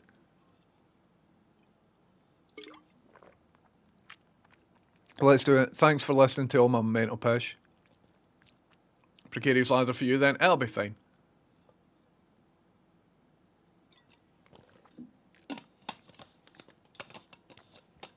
Here's the deal. I have been commissioned to build an escape room setup. There's a puzzle that somebody once built and I need to build it. And I'm really enjoying it. It involves 8 of these buttons and they all light up. This one doesn't because it's not connected to anything. 8 of these buttons are connected to an Arduino Micro. This is an Arduino.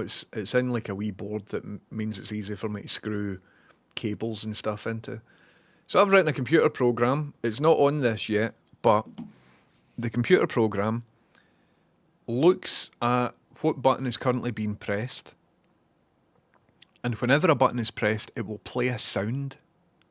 So essentially these 8 buttons are 8 notes on a musical keyboard. And if a player plays the right notes in the right order, a wee special door will open, just like in the Crystal Maze. And then there's some other features added onto it to just make it easier to reset and stuff like that. So yesterday, I learned how to crimp via a man on YouTube. So I've connected all the wires for all the switches. And I haven't connected all the wires for all the LEDs. And I think that's what we're going to be doing today. Crimping ain't easy, man. 100%. So let's go up the loft and let's do that. In order to achieve this, I need a couple of things. I need this mobile phone, because that's how we do it. That's how we do it. Let me see if we can make this a setup. Let's go into Epoch Cam Pro, and of course that's going to work first time spectacularly. Of course that's going to work. Oh aye, so yesterday when I was up the loft, we ended up bubble blasts affected the downstairs. So I will need to figure out in StreamerBot how to cue my bubble blasts, because I thought I had that fixed, but it turns out I don't have it fixed. Boom shakalaka, we are now on the phone. There we go. There we go. Aye, by the way, see if you're currently watching me on TikTok or on YouTube or anything like that. Let me turn this off because a lot of people are complaining about a high-pitched squeal. Get yourself over to Twitch, twitch.tv/1030. That's twitch.tv/1030. Twitch is the best place to watch all of this nonsense. Right, we're going up the loft, so what do I need? I need the Arduino. And I think everything else is up there, or at least nearly up there. I think everything else is kind of near the loft threshold, even the thing to attach my phone to my head. Oh, have we just got... Cool, well thanks for testing that out.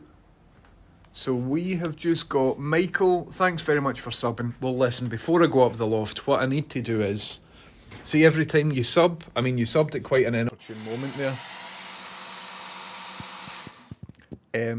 Thank you very much for subbing, Michael. When you sub, usually you get your profile picture here, you get your name here, you get a bubble blast. That just happened because you subbed. But for every first time subber, Michael J. Eberhardt, you get a bit of one-on-one eye contact. So could everybody who isn't Michael Please look away now. Michael, I hope you enjoyed your eye contact. Everybody, you can look back now. You can look back. Rasnold, you weren't supposed to look. That was only for Michael J. Eberhardt, Rasnold. Rasnold, you're going to the bad fire. It's cool. I has my bubble blast too. Aye. Sorry, I just switched off the telly so you don't get that set up. But it is what it is. I looked back too early. You shouldn't have Guitar God by name of Bob. You should know what's happening now. So there's a thing that's happening that's weird that maybe I should address before I go upstairs, where if somebody subs or whatever,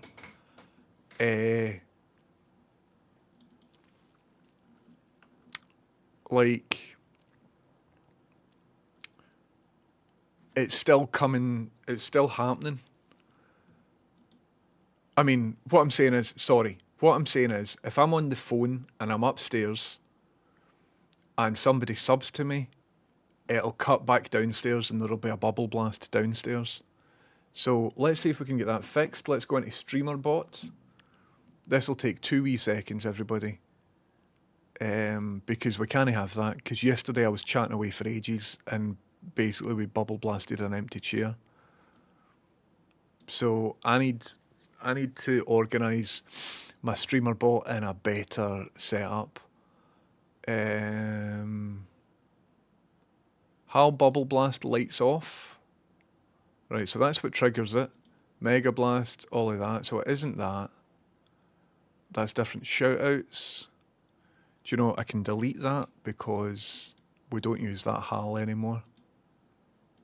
There we go. Oh, we've got meditation modes.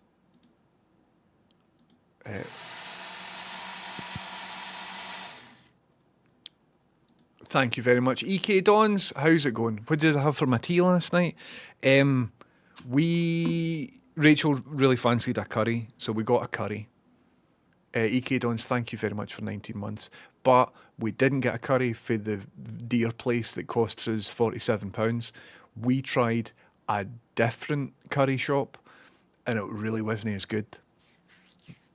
But it didn't cost us £47. EK Dons, thank you very much for resubbing and welcome in. How's it going? What kind of cables have you been crimping? I've been crimping some 14 AWG cables for switches. So I'm making an escape room thing. I'm just about to go upstairs and get it set up. But first what I'd like to do is configure this so that when I'm upstairs, it doesn't switch to downstairs. Do you know what I mean? And let's see, let's just take a wee minute and we will see if I can figure this out. Stream marker, sub reminder, title, wank. So I think it's in this block here. So turn bubble gun off. Aye. So it's this bit here. So if I am in... No, it should be that one. Scene body cams. So scene body cams is the phone scene. So if I'm in scene body cams, it should pause the bubble blast. So that's not quite working the way that it should work. And if I'm in scene loft, it should pause the bubble blast. So I've got two actions here that I've disabled. So action queue, pause state, pause. So I've got an action queue, which is bubble blast. So how do I look at what actions are in that queue? I don't really know. Action queues are hard. Every time I remember how it works, I'm like, alright, aye. And then I need to do it a couple of weeks later and I'm like, It would be great if I could go into action queues and just see what actions are in that queue. Do you know what I mean? But then you need to go into the action separately here. So basically I've created an action that says if I'm in any of these scenes, Be Right Back scene, the loft scene, the iPhone scene, Games Master scenes, anything like that, if I happen to be in those scenes, then pause the bubble blast queue. And I think it works on BRB. If I'm in the BRB scene, the bubble blast queue is paused. But if I'm on my phone, which is this scene here, then it doesn't pause the bubble blast queue. Hi Gibbs, how you doing?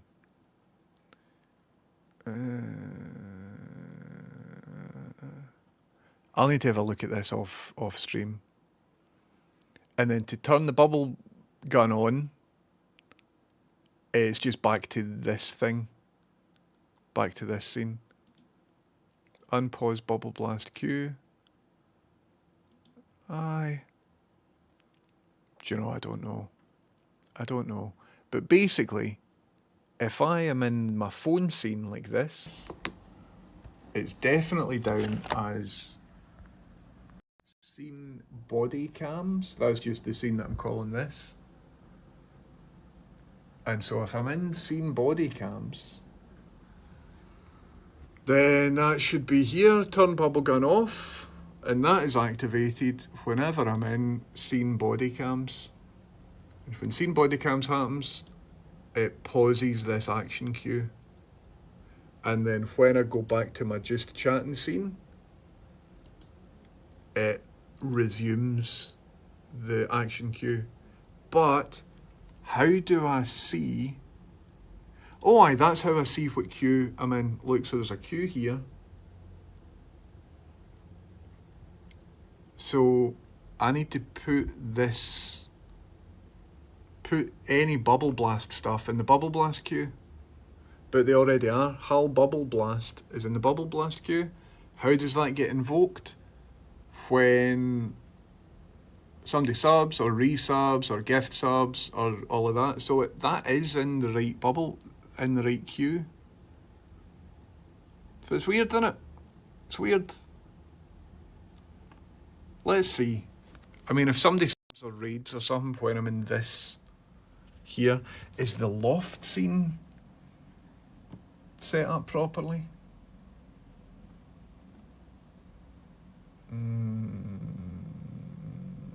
Because I don't want you just seeing an empty chair. Apple have just changed storage security in the UK. What does that mean, e-girls? I take it that's bad news.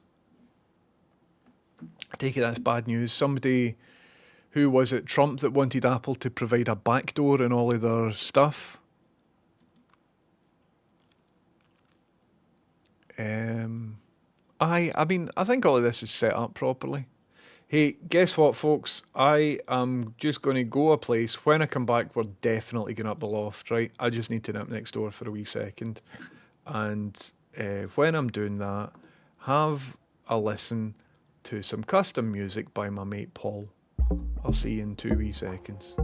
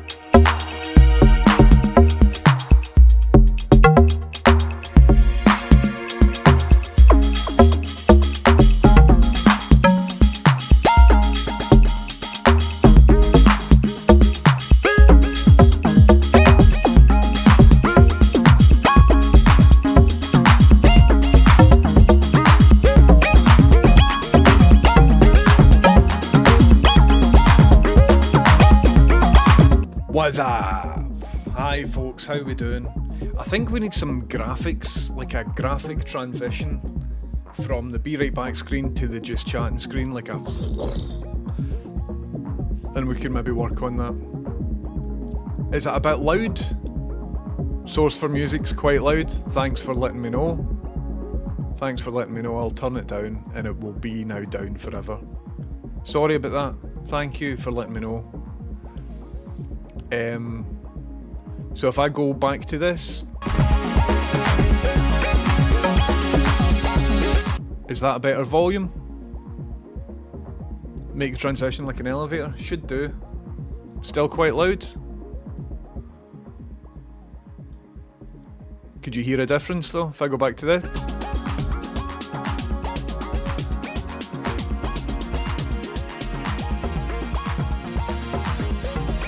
And then if I go back to this, much better. Right, from now on it will be at that level. Thanks for letting me know about that. And let me just see it on my volume output here. Because it's good music, but if I'm playing it too loud then folk won't like it. So if I go back to here, and then I go back to here. 1 2 1 2. Is that cool? Nice one. It is a wee bit quieter on the main scene. It's a bit more muffled on the main scene as well. But I think we need some sort of transition. Listen everybody, if you dig that music, check out my mate Paul. Quiet and Peaceful Man. Check out his SoundCloud and his YouTube. Thanks very much for listening to that. Dearie me. Aye, so turns out, see, a lot of my anxiety over the past hour or so, it's because I really needed a piss. So I went next door, did a big angry piss, and I've got it all out of me. I've got it all out of me and it feels good, man. It was like a very high PSI piss there. I'm not updating my iPad anymore, no AI, but of course, hopeless. If we do not have independent security investigators pouring through the code, etc., we are fucked. Aye. Everywhere is scary, isn't it? Seeing some of the old BBC Two idents on TikTok recently reminded me of how cool they were. Nice one, Gibbs. I've got access to the BBC archive, and what I do quite often is just go through old shows looking for cool idents and graphics and stuff. I adore it. Apple has tried to say they won't provide backdoors, but with the threat of getting gutted by government, not sure if they can stand against that. Dearie me. I don't know too much about it. I've just sort of lightly been following it, but I should maybe get into it. I also haven't been following Microsoft's mad special computer thing that they've come out with. Dearie me. Right, listen, when this tune is finished, we will head upstairs and we'll basically have a lovely time. So let me double check. It feels like I've been trying to go upstairs for about 4 hours now. But we end up having like excellent chats and conversations and stuff.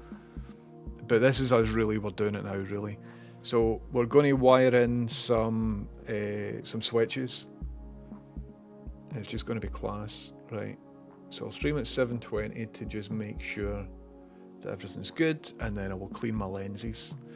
Just remember, a backdoor for the government is also a backdoor for the bad actors. Aye. If the government can get in, anybody can get in. Also, because of the 5 eyes, is it 5 eyes or 7 eyes? It means that your government can't spy on you, but other nations can spy on civilians, and then the other nations can sell that information to your government. So that's cool, isn't it? Microsoft announced Muse, a generative AI that can only make garbled footage of games that already exist, but have had their servers switched off. That sounds useful. Dearie me. My crazy conspiracy theory is that all the paper talk about the backdoors is theatre, and that NASA and GCHQ already have access to what they want. They just want to give tech companies good PR. I think you might be right there, Scary Dear. 5 eyes. There are ways to break into iOS, but none of them are legal. But then, is a big government spying operation going to be concerned about what's legal? 5 Guys. Here, I could go a burger, man. Who dares me to order a burger? What are the purpose of the backdoors? Surely we're not that interesting. Well, only one reaps. We as a population aren't that interesting, but some of us might be interesting. Activists or people talking about dissent or folk trying to organise or whatever. If I was a big evil government, I would want just unfettered access to get into all your stuff. Who you talking to, what you talk to them about, who you spending money, what you buying, all that sort of stuff. It's just another tool, isn't it?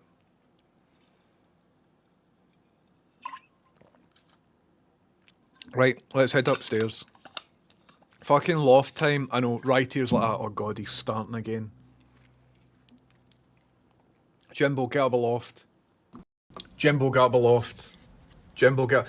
E-Girls is talking about GCHQ, and do you know what? I'm not reading it. I'm like that. No, now. I need to go up a loft. Oh no. I'm reading it. Oh no. I'm tempted to sit back down and talk about government spying operations. But you know what? I'm not going to. Wee girl, you behave. You behave. So here is some stuff that I need to take up a loft. This is going up a loft.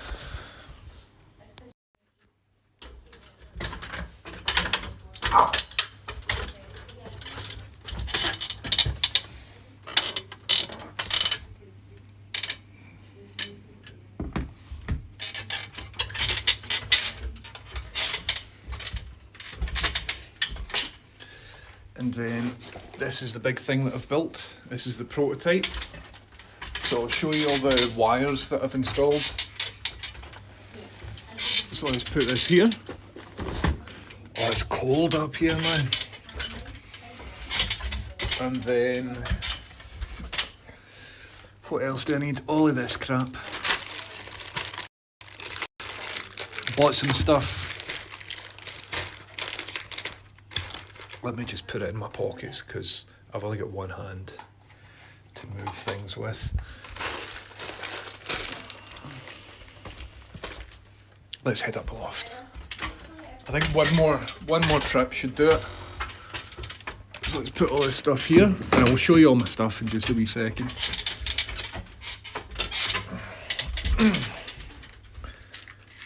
This is the last trip.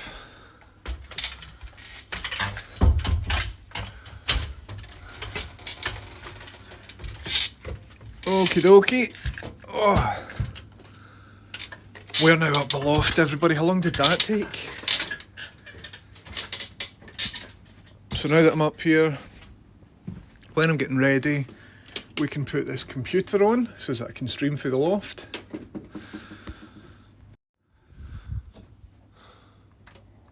There we go.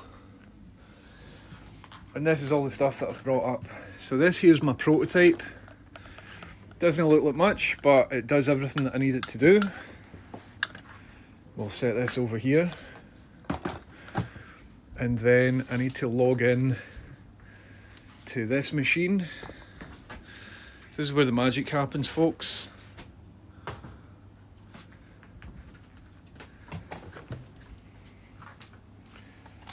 And got some cables, or wire rather.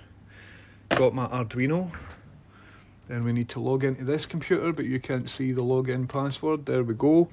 Then we turn this on. Hi-oh.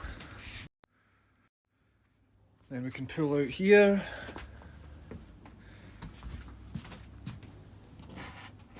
Oh. And I need this laptop because I've got some stuff on it. So let's put that there. And my wee crimpy connectors. So I think the objective today is to crimp in all my lights, because I've got new cable. This is the new cable here, and this is my crimper. That's some resin for the 3D printer, which is in here. But this is the setup that I'm setting up currently, and if we still got battery in that, which is good. Oh, it's cold up here. I might need to get a jacket, but I've got a big leather chair and it's freezing when you sit down, so let's put this blanket over it. It's my chair. And it sounds like bad weather outside, let me tell you. Okie dokie. So, what we're going to do now is, if I simply open this, and then I open this, look at how easy it is for me to stream through the loft. Look at obviously how just everything's going to work perfectly first time. So let's do this. Oh, it's chilly willy, man. And then if I do... Can somebody type 1, 2, 3 in the chat, please? Just so that I know what's happening. I think I'm now active in the chat. There we go. Thank you, thank you, thank you. And then if I do this, and I do this, and I do this, and then this, can everybody hear and see me? Hello, how's it going? Welcome in, what's even happening? And the reason I did that with my hand is because that is the sign for this to follow me about, and if I want it to stop following me about, I need to be careful with the angle of this. I wish I could set it up to be a different hand gesture, because especially after what we've just been talking about. There we go, that's it locked in. Oh, it's cold, man. Oh, it's very, very cold. So, up here what I've been doing is, well, let's maybe tidy up first. And I will attach this to my wrist. And so, please let me know if somebody does a bubble blast and if the camera goes downstairs. So, I've got some stuff, bought some stuff to help me with this. I've got some nice silicone wire that's a slightly higher gauge, and so that gauge will be good for the LEDs, because the LEDs, the wire for that needs to be a bit stronger than the wire that I use for the switches. And last night I wired in all the switches, I crimped them, and so I used up quite a lot of my crimping connectors. So I bought more. So these are the crimping connectors that came through today. I just want to have a wee look at them. Look at them, wee crimpy boys. So that's good, isn't it? These wee lads. But I can show you what I did. If I do this, and I get the camera back set up here.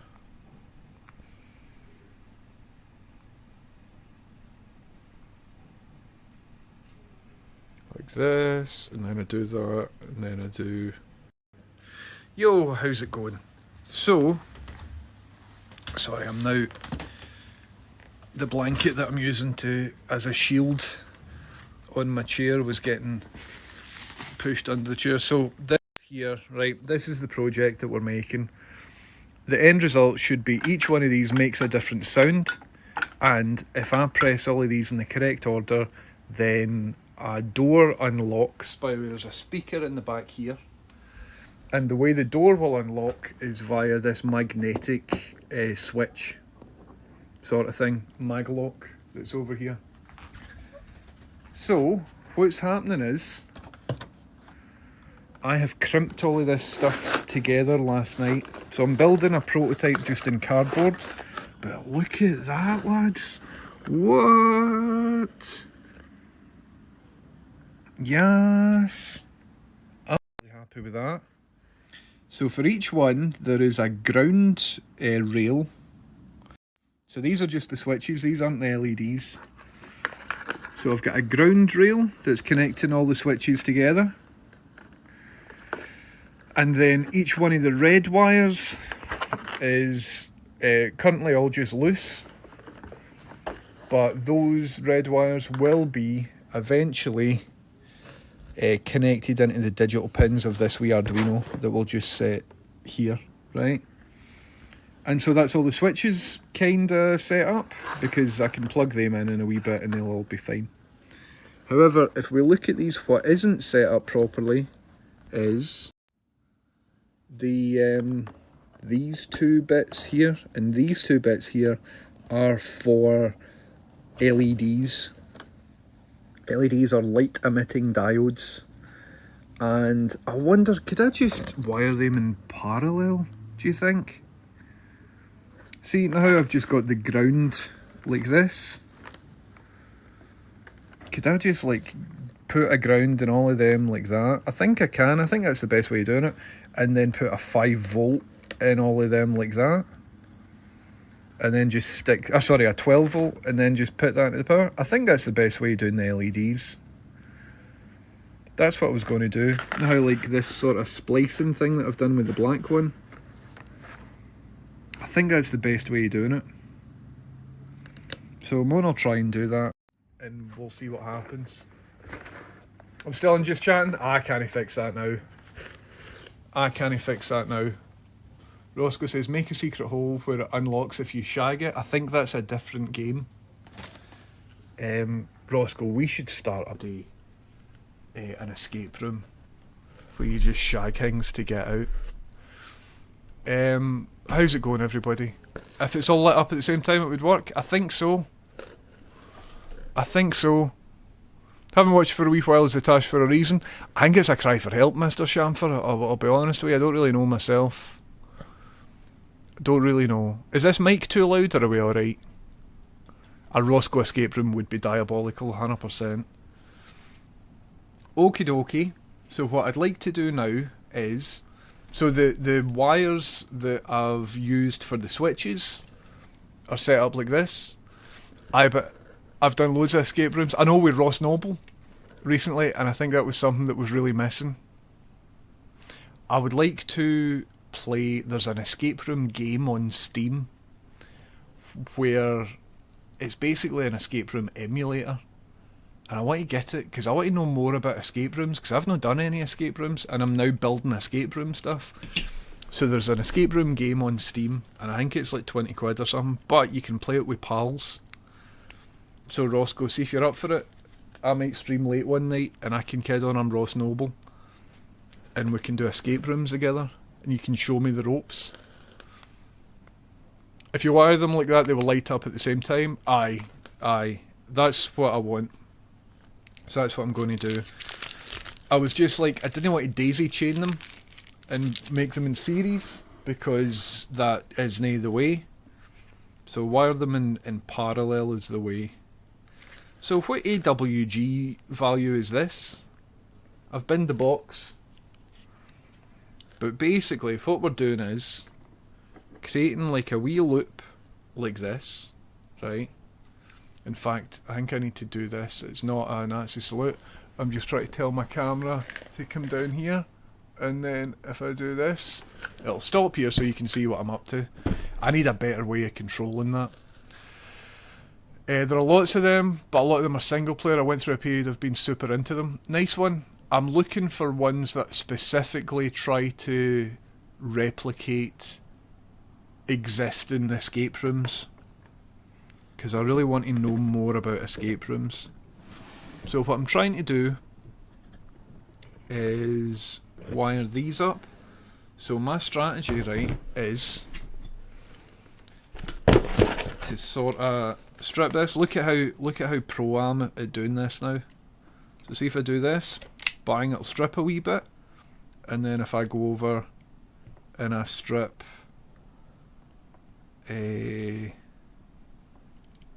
like here, like that, and then what you can do, because this is just silicon, is like rip it off. I maybe need that razor blade again. I've got a wee razor blade kicking about that I use to unsheath the wire. I need to get a scalpel. I put it on my to-do list yesterday and I've not got it. Right. So now we've got a wee bit of that clean. And then what you do, but hopefully this wire thickness will match up with the the thickness of these new bits that I've got here. Carivore, we made it to the bloody loft. This here. I slept in when I tried to play the stop talking game. And I got woken up by a phone call with a couple thousand people on the other side of the phone. It was terrifying. Right, so I made a mistake in that I've bought... So where are these? These ones are what I was using yesterday. Right, you can't really see them. I'll stick them here. So these are what I was using yesterday, right? And they attach to these bits on the switches, right? So you wire that up and you pump it in like that. But I've bought these ones, which are like a bit more sheathed, right? And my problem that I've just discovered is when I was crimping these yesterday, I could put the cable through there and I would see when it's coming out the other side. Howeas with these sheathed boys, if I put the cable through there, I can't see where it's coming through the other side. That's a bit of a pain in the arse. So I need to just be mindful of that. But I think it'll be alright. I can roughly approximately see what's going on. But I think it would be a lot easier to crimp with the old style ones. But I've just bought 100 of the new style ones. Anyway, let's get them crimped, man. Like that. And then now, that's solid. That is pretty solid and I'm happy with that. Also, what I would like to do is lower the strength on my snippers, because it was using up a lot of the crimpiness. There we go, it's perfect now. So what I'd like to do is use one of the red ones. I love crimping, by the way. Absolutely love crimping. It's a good way, non-permanent way of wiring stuff up. And I'm getting into it. Right. So let's get these crimped. I don't know how good it'll be to watch me do this. Maybe the head camera would be best, so you can sort of directly see what I'm up to a wee bit better. Or maybe you want to see my beautiful face via this angle. Don't really know. But essentially, we're doing this sort of vibe. You see that? And then I will keep adding bits along. Bop, bop, bop, bop, bop, like that. I'm less of a fan. Crimp one offered me a well Eddie, but mine is lying upside down in the footwell of the car. You're what? Head camera would be good. Okay, Jager Wolf, let's do it. Head cam thing is here. I'll try and do this and I'll show you exactly what I'm up to, because I've just learned this myself.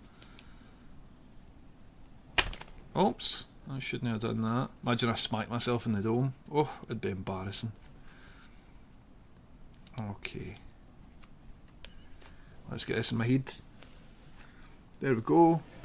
And then let's get this on the go. Like this. Like this. Like this. Oh. Like that. Oh, did I just... I fucking hate it when I do that. I've just turned the phone to sleep. So now I need to go back into it and it needs to reconnect. Like that. Then every time I need to pick the resolution. And then I need to pick the camera. Like that. So now try and put that into my head without turning the phone to sleep. Like that. Okie dokie. And so now if I do this, you should be able to see out in my head. You see that? There we go, folks. So what's happening is, this sort of setup So I can put one of them in there, one of them in there, and then I will keep crimping along. And the way that I'm doing this is setting this up. Can everybody see what's happening? I hope everybody can see what's happening. Thought you had a new camera for overhead. I do, but you can't really see over here overhead because I'm not working over there, I'm working over here.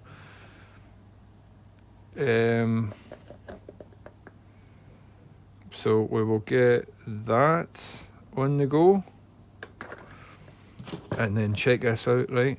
So if I just crimp, or if I just cut this cable here, right, and then pull this along a bit,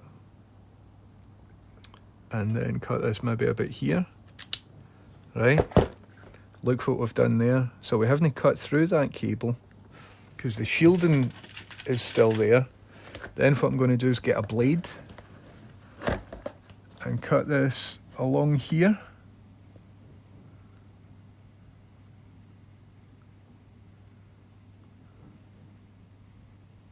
Like that, right? And then I will pull off this shielding. Hope everybody can see what I'm doing, because I can't really see my output. And so there I've kind of neatly exposed a bit of that. So then what you do is fold this over like this. Then you get one of your spade connectors, which is in here. Right, pop that boy on there, and try not apply too much pressure if it's showing resistance, because then you can bend your wire, and you don't want to bend your wire when you don't want to. So let's put this in here. Come on, to fuck. It's a bit fiddly and footery when you can't see. Remember what I was saying with the other ones? You can kind of see if it's working or not. There we go, it's it going in. Like that, right? And then what you do, get a pair of these boys and put that in that one, and then just crimp it. And it has to be kind of hard like this. Fuck you. And so now, that is solid. And so if I do that, I've now done this 3 times, so eventually that's going to go in here, this is going to go in here, that one's going to go in here. So we need to do 1, 2, 3, 4, 5 more times of this. So let's keep going. I wonder if I should do like all of the splicing at the same time, and then all the cutting at the same time, and then all of the crimping at the same time. Probably no, probably just keep going the way I'm going. Like that. You see what I'm up to? Then you get the blade.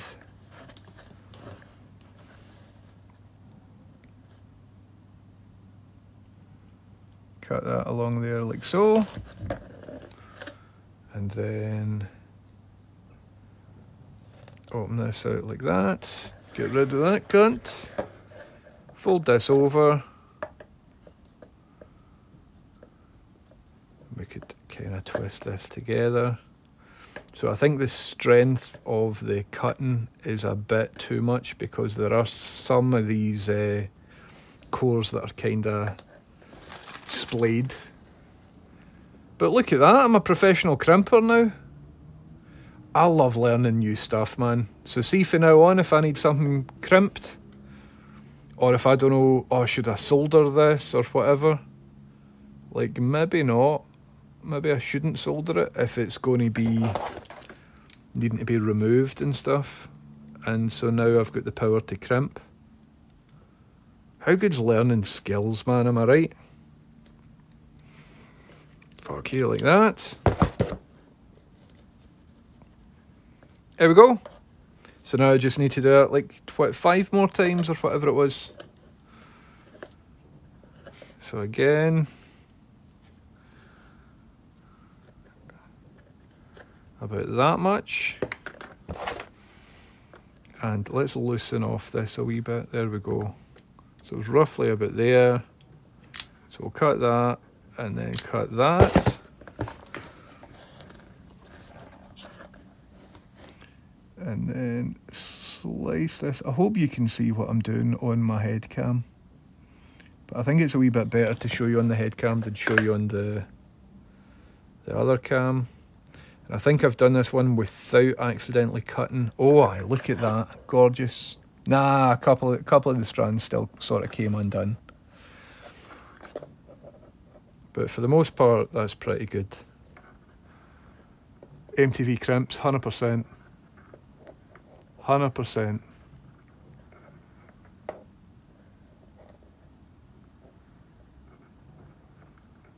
Can everybody see good? I think you can. Okie dokie, so we're taking this and we're just fucking this onto here like so. And we push that in. And that's what I'm saying, see with these other ones, where are they? With these ones, it was dead easy to see when you've pushed it in, whereas with these ones, it isn't easy to see when you've pushed it in, so I think I prefer they ones. But with these ones, there's less likely for there to be a short circuit because, you know, they're more sort of insulated or isolated or whatever. Let's get them crimped. But I've bought 100 of these ones, so we're using them. There we go. Fucking solid. So let's keep going now. There's, what, like 4 more to do? Have you used heat shrink tubes? Aye, I've got hundreds of heat shrink tubes behind me. Hundreds and hundreds. I'm mad for heat shrink tubes. I've got lots in these drawers over here. I've got a sore neck, otherwise I would have given you a better view of the drawers. Right, so we do this. We do this. Get that cut, then get that cut, and then get that cut very carefully.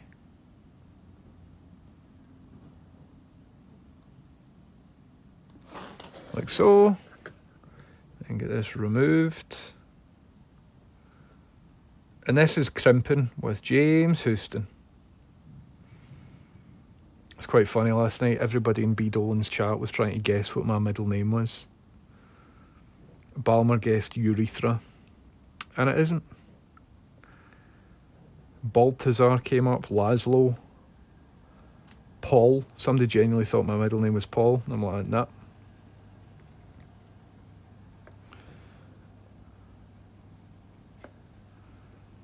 Right. I know blood as well. It's working good, and I'm absolutely battering through it at the same time.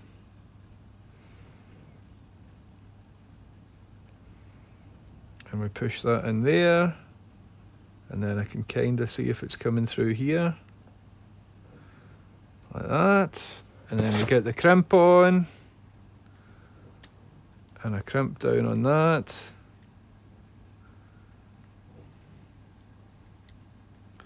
Fuck. Yeah, man. There we go. Solid. Right, how many of these have I done? Because I don't want to do extras. So let's plug these in. So this in here can get plugged in there. Actually, I should have tried this out before, because I imagine these wee connectors don't actually plug into the things that I want to plug them into. Oof.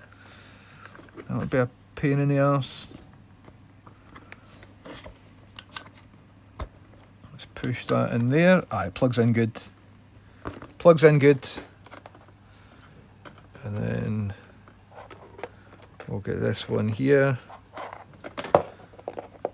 Plug it into that. So a lot of these won't switch on when I apply the power, because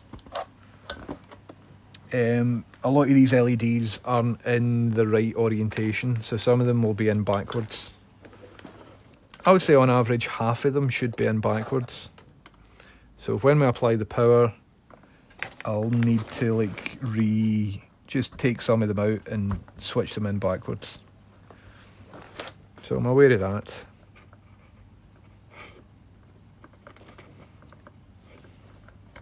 And before I apply the power, I best double check that the LEDs are 12 volts. And I'm excited to try out my new power supply, folks. Right, so you can see how these are all going in, magic. So I need to do another 2 of these.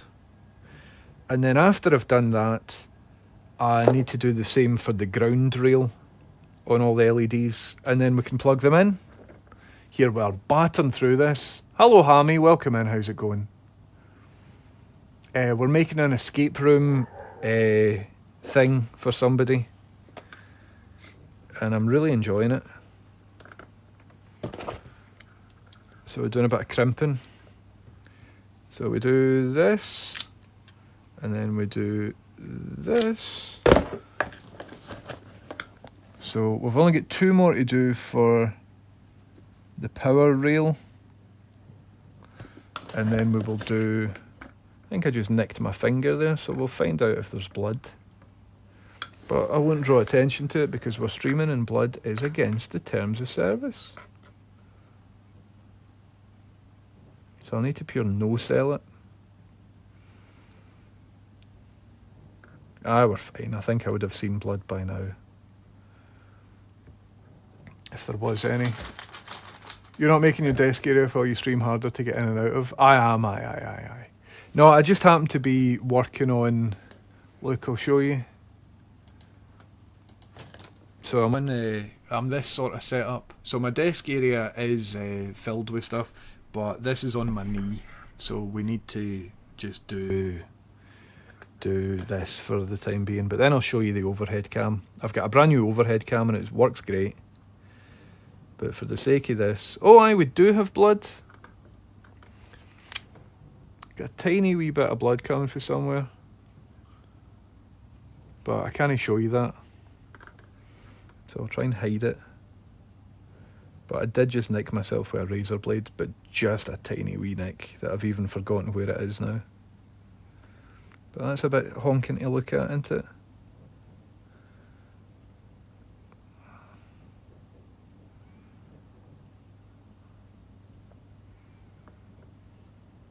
Cool, right, my strategy's working. I was a wee bit unsure if it was coming through to the right bit. Right, and then let's crimp that. Crimping that down, and then that's in solid.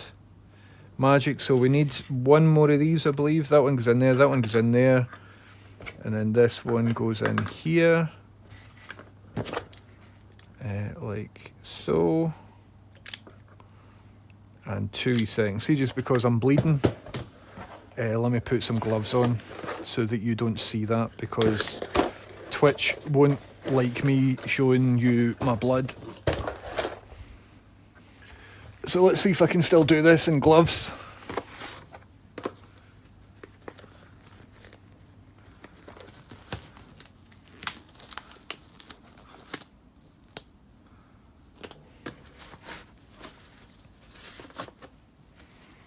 Although if anything it might make the blood look worse because it's on white gloves. There we go. And I think it's time to get this to fuck because it's annoying me. So I'll put this over here. There we go. Right. Let's get this back up. It's very exciting, man. It's very exciting. Even just a small nick? Aye. They don't like it. I mean, they can go fuck themselves. I didn't intend to bleed, but you understand why. Like, so that you don't get edgy people doing stupid stuff for money and intentionally harming themselves or whatever.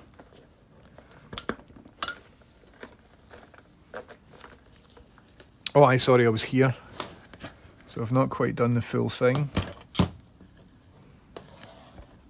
actually more dangerous to do this with gloves on because I've got less tactile control. How am I going to get this off? There we go, it's fine. And then if I do this, that's maybe one of the best ones that I've done. No wee stray boys there. And let's plug this in. Try the new Wild Cherry Lucozade? No, but that sounds good. White gloves and a tash. I mean business. Have you seen the new 1030 look? He's doing escape rooms, he's got white gloves and a tash.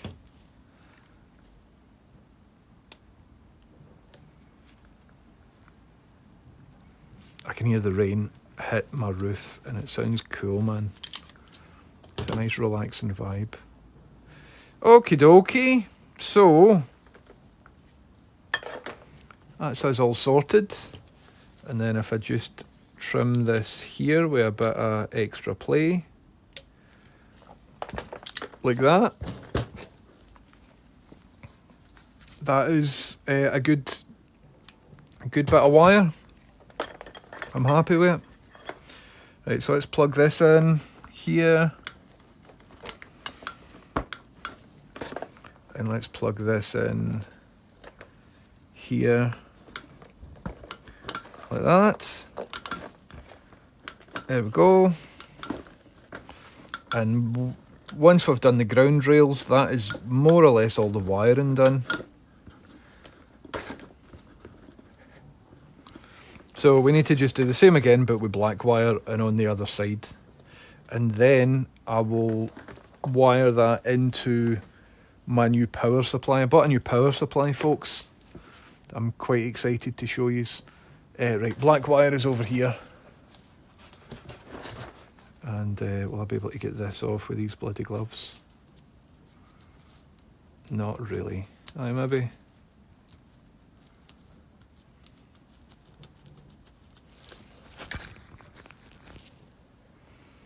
I got a tool.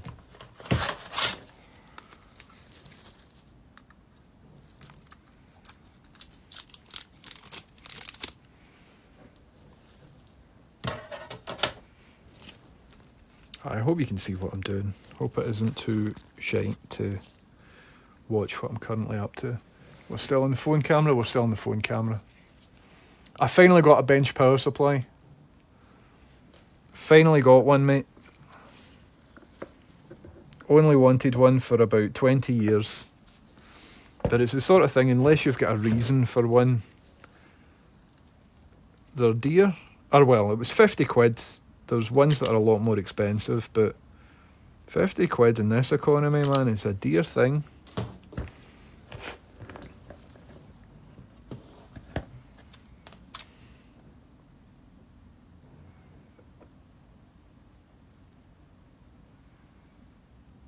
So there we go.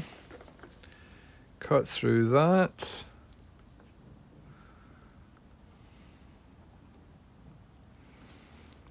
Hopefully in about 5 minutes that cut will have healed. I couldn't even tell you where it was. I remember feeling a wee nick. I was like, oh, that's maybe caused a bit of aggro. And then I saw the tiniest amount of blood, so I was like, right, gloves on. Because we're on Twitch. But I'm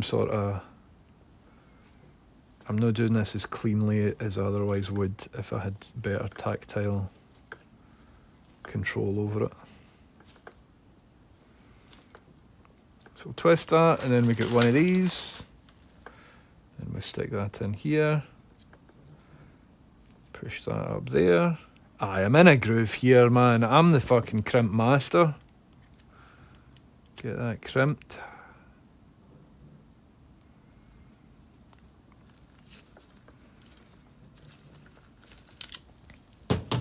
Sorted. Solid, absolutely solid. And we can do this wee end one as well, like that. Maybe a wee bit deeper actually, like so. How good's crimping? I'm in love. I really enjoy the process. It's making me very keen for a big packet of crisps though. I wish we could get crisps delivered. Do you know, for this one I want to use the smaller because I'm not putting a double through it, I'm just putting a single through. So I want to use the smaller gauge version.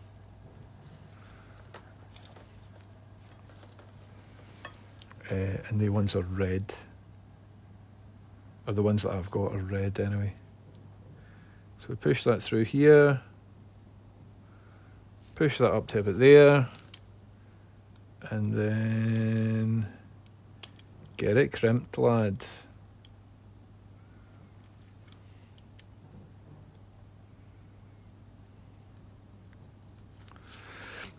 Like that, squeeze it down.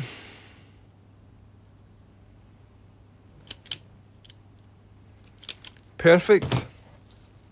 So that's solid. So that one will be in there, that one's in there, and we need to just keep going. So we've got 1, 2, 3, 4, 5, 6 more to go. And I'm going to just use this as, well, that's a bit long into it. Actually, no, that's all right. So you know the order of operations now. Stick this in here. Give it a wee cut, bang, like that, and then go over and give it another wee cut, bang, like that, and then pull this out, set it down here, give this a wee trim.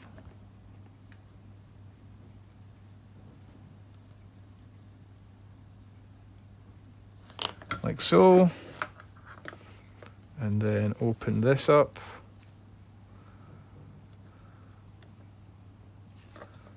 And again, some of this doesn't look that great, but it'll do the job. And I think for the final install I will need to redo all the wiring because this is going to be installed in like a big countertop that looks like a spaceship. So obviously I'm just making like a cardboard prototype just now. But I'll probably need to sit in an escape room in Glasgow probably some point next week and wire it all in. Good news, got myself a fancy royal blue paisley tie. Yes, beneath the headphones, man. Fancy schmancy. That sounds dynamite. You're always looking dapper. I need to get back into clothes. I don't really have good clothes. So you're an inspiration beneath the headphones. A sartorial inspiration. You should be in all the lookbooks. Right, so I think that's in the right spot.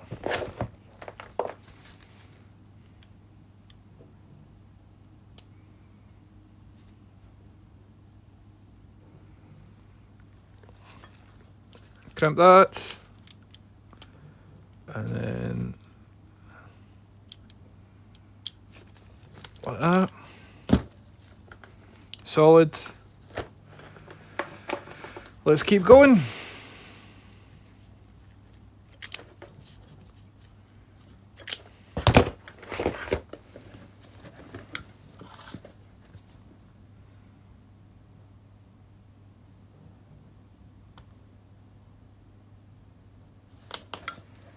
Like so.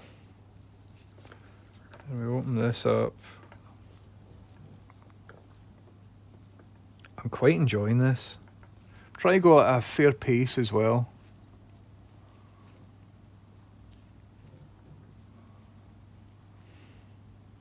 Aye. So I can't tell you the name of the song and what's happening because this is for a real life escape room that's in Glasgow.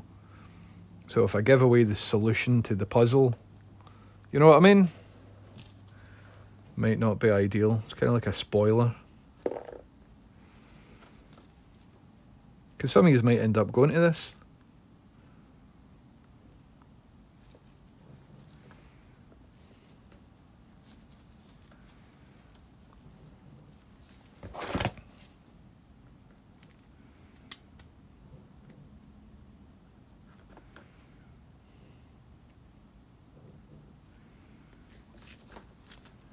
Get it crimped.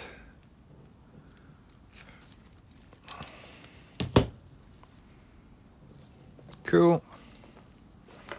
So I think we're halfway there with the final rail. So we've done 2 rails.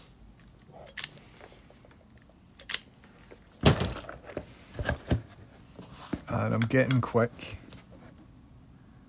It's a lot easier to do this with this new silicone wire because it's far easier to remove the sheathing than it was last night with the sort of plastic coated wire.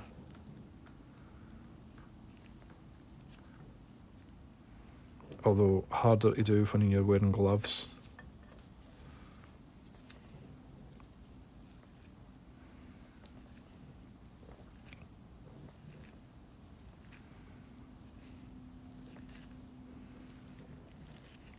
But I'm beginning to do really nice joins now. There you go, there's Yes It's Bland is in the chat just now. And it was them that has asked me to do this.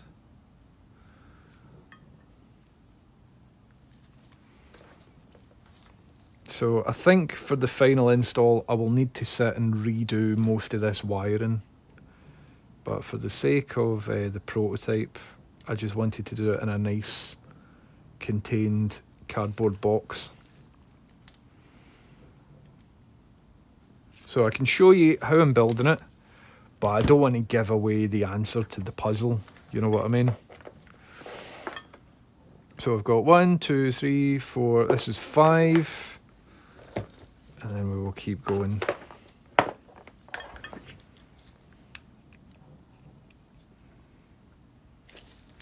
Sorry, I was reading chat and not actually looking at what was in my hands. So give that a wee cut there, give it a wee cut there.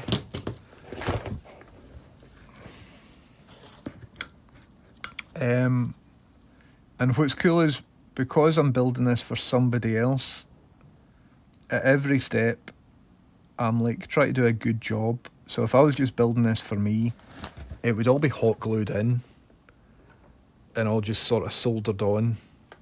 Because for my stuff I'll build it so that it works and that's about it.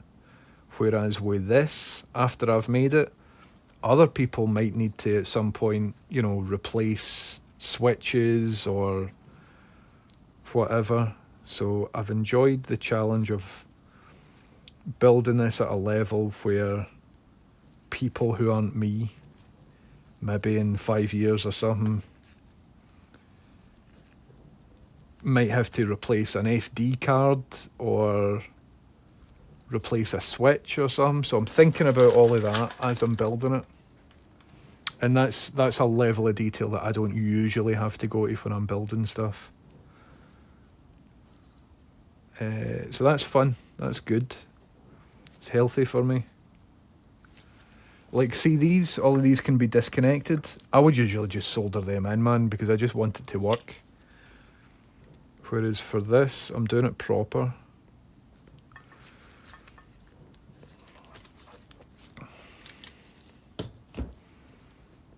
Solid. Sorry, I keep counting. I keep losing count. 1, 2, 3, 4, 5, 6. So 2 more to go.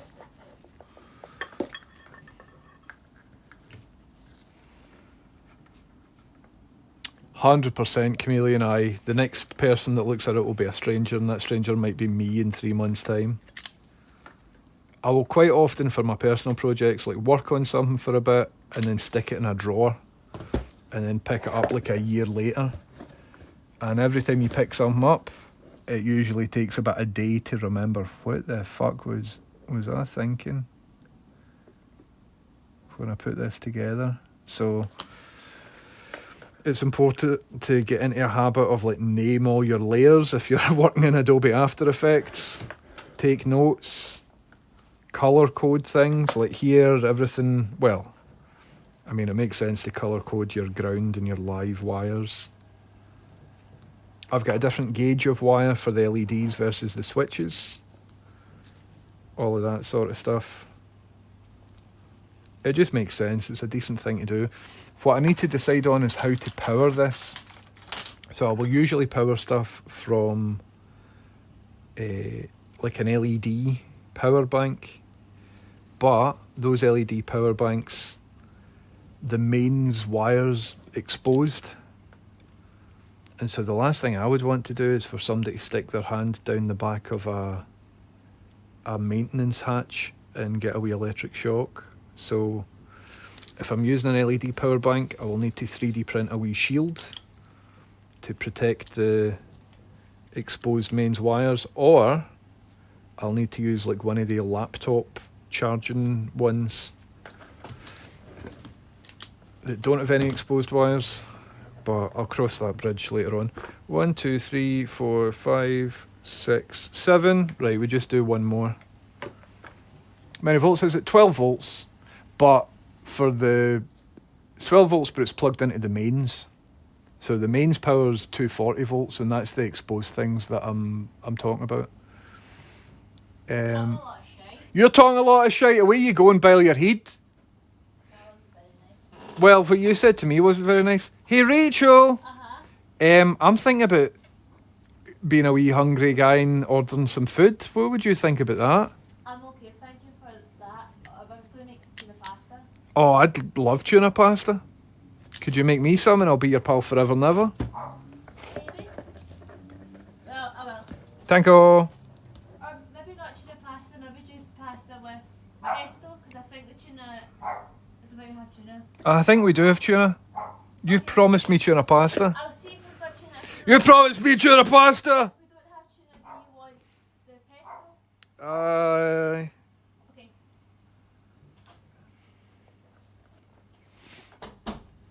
Yes, lads. Can you use a wall wart? Well, that's what I was thinking, but it might be... The thing is, I need to use one of these, right? This is like a maglock, and they're kind of high amperage. So that's that component there is why the full thing's 12 volts. And I've got an amplifier, and I've got a speaker. So what I'm going to do when everything's working is plug it into my new bench power supply. And my new bench power supply will tell me how much current is being drawn. And so if that current is like 5 amps or something, then I'll try and get one of the, like a wall wart or a laptop power supply. But if it ends up being more than 5 amps, it'll need to be one of the LED boards, because any more than that, I don't want to put through a barrel jack connector, because I don't think they're rated for that level of amperage. So I've got options, and whatever the current draw ends up being will dictate the power supply. Yeah, I love tuna pasta, man. I fucking love tuna pasta, man. Right, is that us? I think that's 8. 1, 2, 3, 4, 5, 6, 7, 8. Right, so let's get a bit of slack here, and we will cut this off. Boom shakalaka. Okie dokie. Really happy with my new wire. Had to buy this, had to buy that. So I think that's 14 AWG, or maybe 16 AWG. I'll find out and I'll write it on it. And the other stuff is thinner. And that's what I was using last night for the switches. Right, let's clean this up. But I'm really enjoying the puzzle of all of this. See, like just what I was saying, right, well, that's 12 volts, so that needs to be that, and then that will dictate what MP3 player I can use. It's like a big jigsaw. You're like, right, well, that bit's constant, so I will need to do that. And then if I'm doing that, I will need to do that. And it's all slowly coming together. I'm very, very, very much enjoying the puzzle of it all. And it's been a long time since I've worked with cardboard as well. I love cardboard. And it's a long time since I've designed any interactive hardware. So I'm having a great time putting this together. It's like a wee dream job. So thanks very much, Yes It's Bland, for commissioning me to do this. Also, I've no thought about fee or anything, but I think I'll put it down to like a daily rate. And basically you tell me what the budget is and I'll work around that. But that's my fault. We should have got that fixed before I started the job. Stick that in. stick this in here.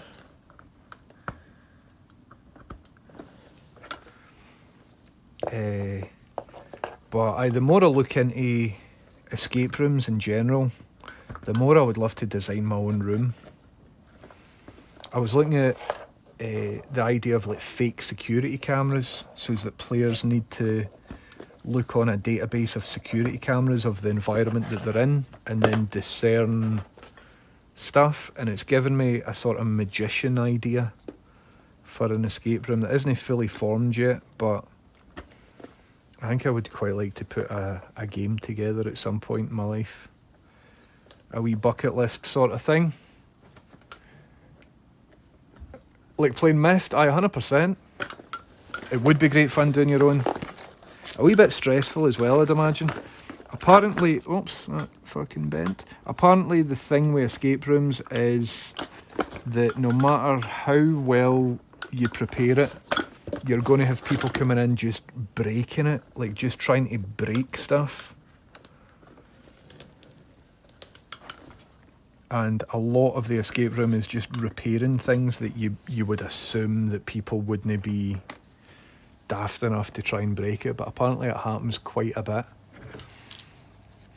Could you make a mobile escape room tour of the country? I was speaking to Yes It's Bland, and can't say too much, but they're in the middle of doing that, and it sounds, that's a project I've got in the back burner, and it sounds really, really fun.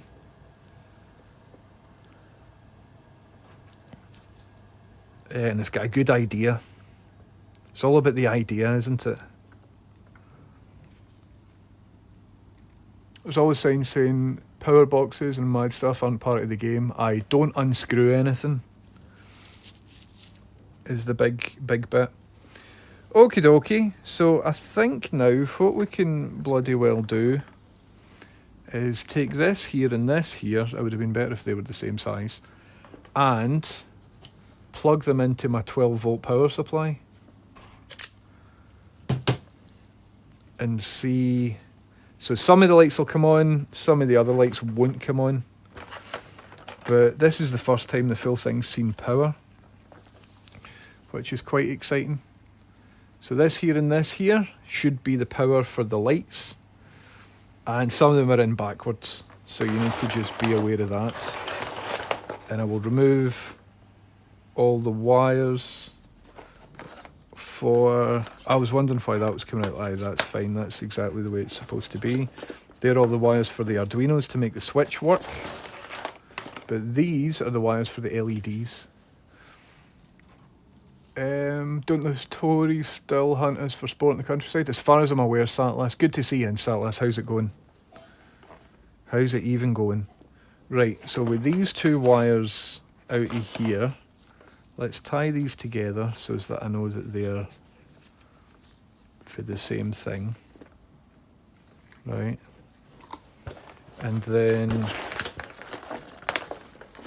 we'll close this up. But I'd absolutely love to design my own room. And I think what I'd like to do is get that escape room simulator on Steam, just to get a better flavour for escape rooms in general. Okie dokie. So let's put this here. It's exciting. Daughter went to an escape room in Edinburgh that had magic stuff, like magician stuff. That sounds cool. Right, everybody. I'd like to try out my new power supply. Look at this. That's cool, isn't it? My brand new power supply. Let's plug it in. So I'm thinking this belongs kind of over here somewhere. So let's create a wee space for it, because this will belong next to my... I need to tidy up, basically. That's what I'll do after the stream today.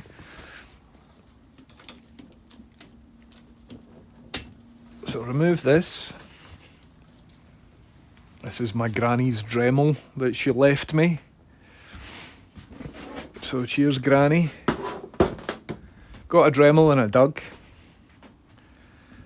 And then this wire, I will move over to the wire area.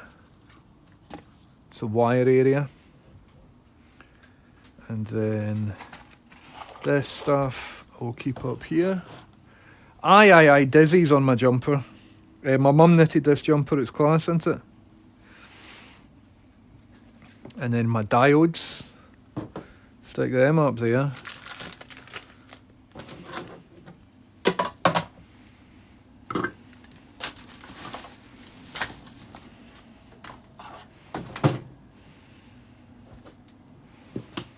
My hole cutter for yesterday, remember the hole cutter fiasco?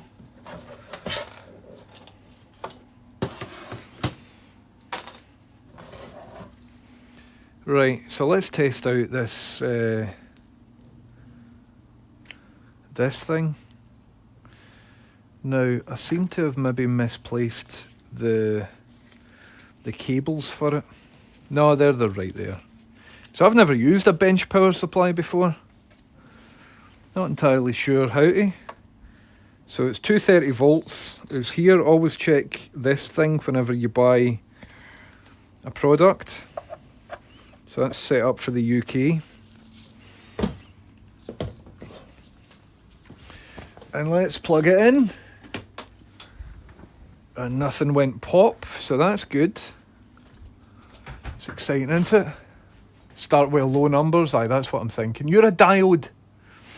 I'd love to go to a Crystal Maze style escape room. I think a lot of the escape rooms are Crystal Maze styled, but they maybe just can't say that they're Crystal Maze styled because Crystal Maze is like protected copyright. But I'd be very, very keen on, you know, building and writing my own game. I'm sure it's a lot of work. Right, so red into red and black into green, because green is ground and black is for negative voltage. So what we want is red and ground rather than red and black. Even though we've got a red and black cable, it's just a wee bit sort of counterintuitive. Right, so we'll screw these in, and I could maybe screw them in a way that they don't obscure the buttons. If I was designing this, I'd make those buttons maybe a bit higher up. You know what I mean? Because that's kind of push. But once these are screwed in, I will never need to unscrew them. Or well, maybe I will. Right, so that's not good. So I'll screw it in that way.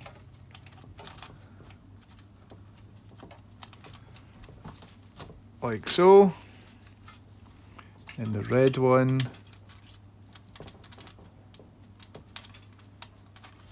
Screw it in like that. And then get these fucking tightened so that they don't come out. Cool, they're tight AF. Right, so this means now that if I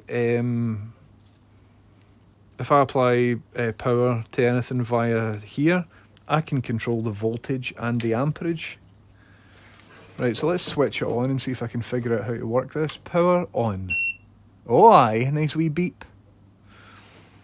So it's at 31 volts. That's too many volts. So let's... Oh, that beep's annoying, isn't it? How do I turn that off? Aye, there we go. So it's 12 volts, but let's start with just like 5 volts. Let's start with just 5 volts. Blue smoke incoming. It's a brand new design, and I like it. It's just kind of neat. What made me buy it is the USB-C on it over the other one. Right, so let's apply red to red. So some of these will switch on and other ones won't switch on just because of the polarity of the LEDs. Right, so that is 5 volts in and they're not on, but if I turn up The voltage, none of them are coming on. None of the LEDs are coming on, everybody. Why is that? Why is that? Right, let's turn this off. Should I put the black into black or should I put it into ground here? Let's just try an isolated one of the LEDs. Are the main lights drowning them out? No, I don't think so. Because I would still be able to see. Like, let's stick this on, right? 12 volts. 10 amps is enough. I mean, unless every single one happens to...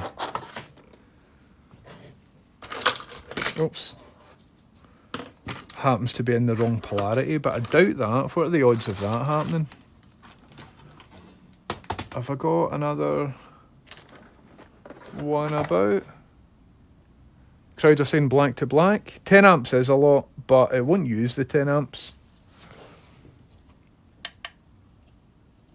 Right, let's put 10 amps down to like something. Crowd are saying black to black rather than black to green. Is that right? You might be right. Let's stick it down to like 5 amps. Won't 12 volt pop those LEDs? No, apparently they're rated for 12 volts. So the LEDs have got resistors built in. And I started with really low voltage. So let's start low again and then we will go up. So let's start like 2 volts, 5 amps. Is the crowd saying black to black? Are you sure? I thought the black... there's one in the bubble bag here. So let's just try and isolate one of them.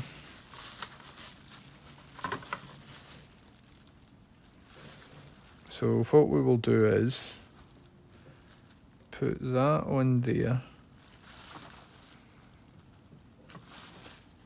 And this on here.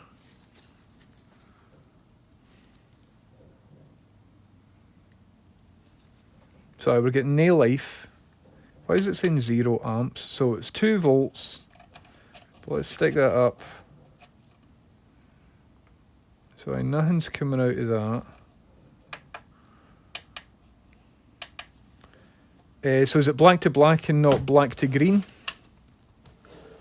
Are you sure about that? For DC you want plus minus green is likely chassis ground. I see right here, thank you. Aye, that's where we've went wrong then. Thanks very much. I've never used a bench power supply before. Can you believe that?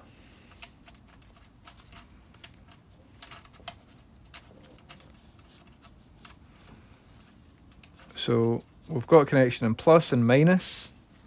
Let's switch this on. The polarity here might still be wrong, so if it still doesn't work, no biggie.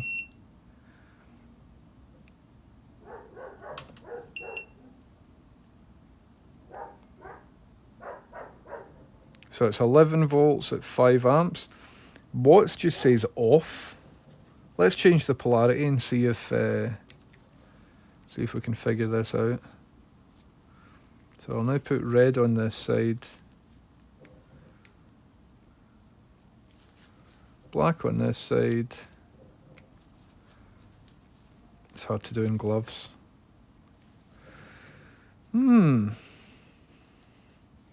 Why does the watts just say off? What's OCP? It's peculiar, isn't it? Do you think just these LEDs are gubbed, maybe? There's a wee puff of smoke when you connected the black first time. No, there wasn't, zombie. There wasn't a wee puff of smoke.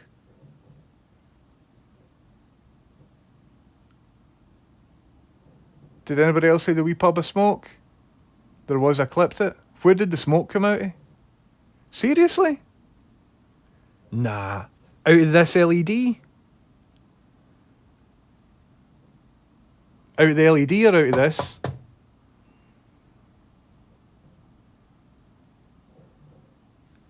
Seriously? Alright, on the LED. Right. Okie dokie. So this LED might be dead.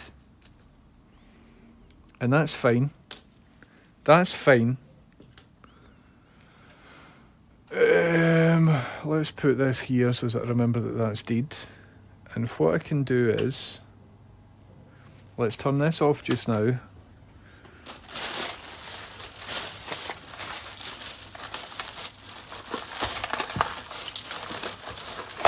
I should have more of the buttons kicking about, and I should have a multimeter kicking about. I wonder if that's downstairs. Boom, boom, boom, boom. I've got LEDs up there, but they're all like WS2811 or 2812 LEDs. So I can't really test them.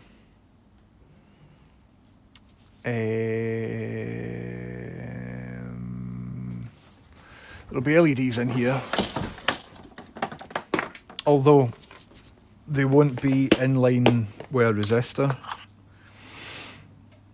So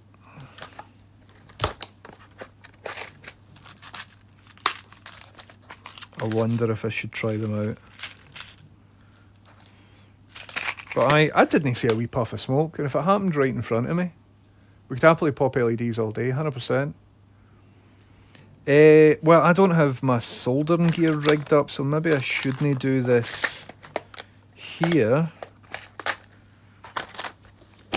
Let's try more shit out.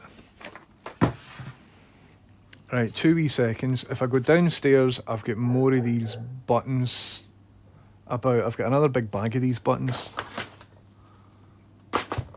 So let's get more button stuff. And then when I'm here, let's go in and we'll put the output down to like 1.5 volts, right? Okay, let's go and find another button to blow up. So I've got, I think, 10 buttons all in.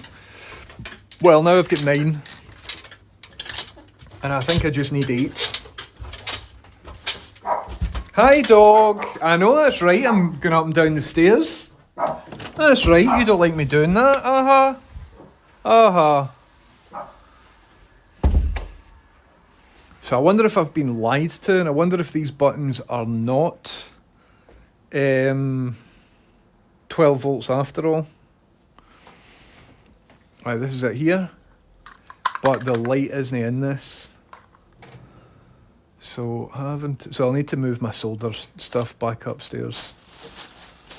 And here's some resistors as well.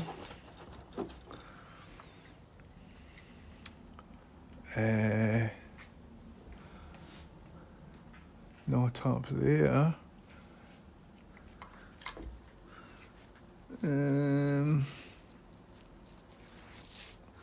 I don't know where that light went. There should be a wee light. And that'll be a good thing to test. But maybe I could just wire up an LED and a resistor. I think that's what I'll do. I'll pick a random resistor. Or well, I'll find like a 1 kilo ohm one or something. I know I'm opening the door, that's right. Yes. Uh-huh. Yep, I'm going up a ladder. You don't like that, do you?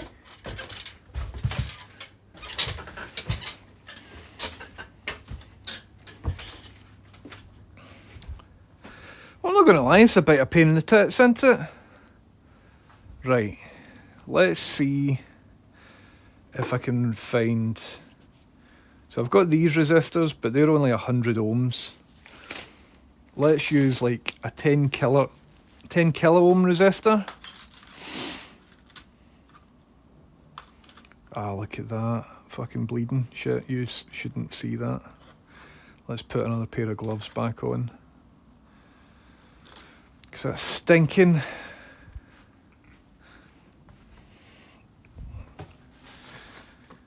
Oh, turns out I had LEDs right in front of me this full time. What? I've got these here. Right, 2 seconds. I need to clean a wound. And I'll do this without you seeing it.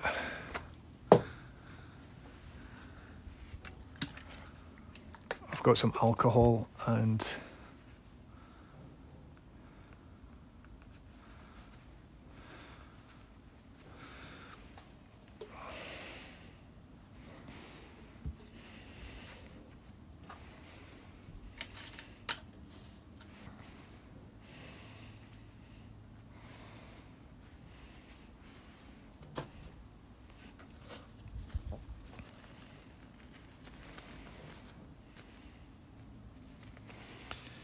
what I'm looking forward to is some tuna pasta, man. Any minute now.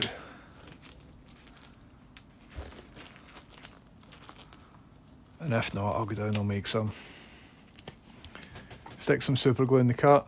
Usually I do. But I think it's more or less done. We can see it though. No, you can't. You didn't see anything. You didn't see anything. Okay. So, in here is some more wee LED setups, right?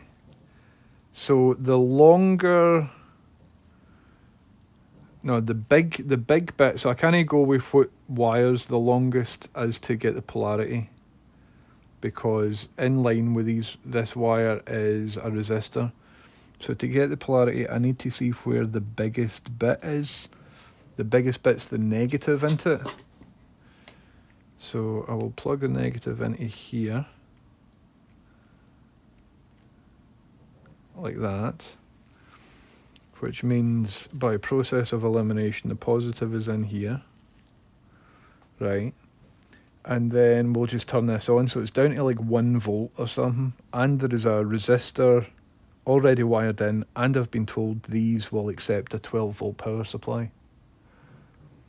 So let's see if there's a wee puff of smoke when I turn this on.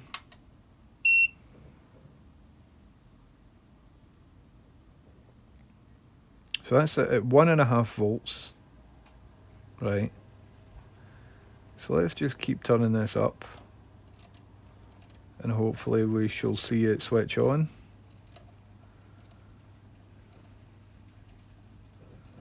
No. Why are these LEDs not working? Or why is the power supply not working?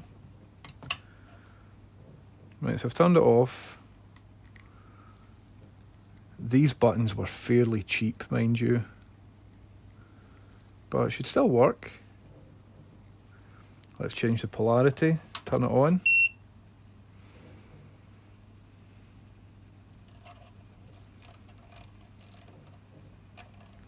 Something's not right, is it? Something's not right.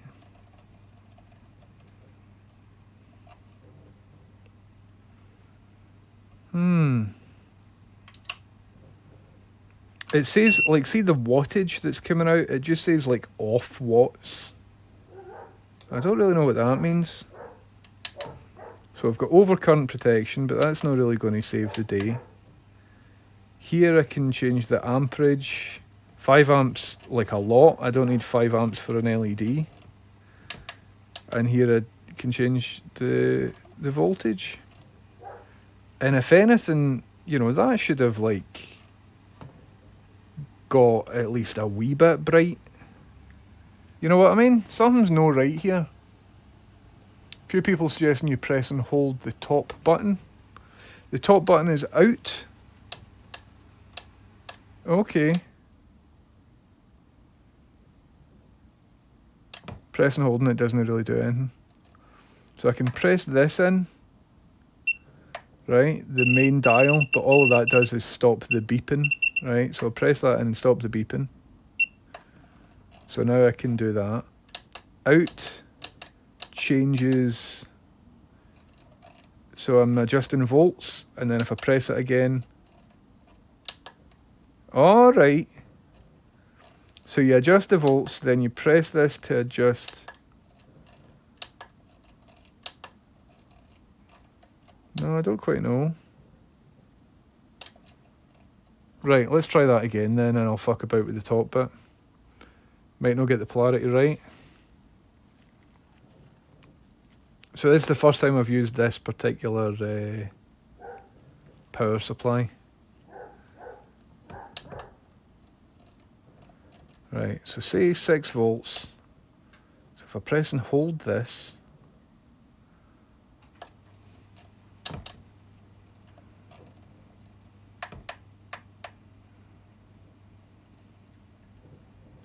so I saw a wee bit of power trying to come out there. Well, hold on, why is that going from 0 volts to 10 volts? 31 volts? Nah, something's off here. Do you see that? So now if I'm just like touching this very slightly, it's going from 0 volts to 10 volts. We can't have that. What if I press it again? Do you think this might be gubbed? It's sort of moving on its own.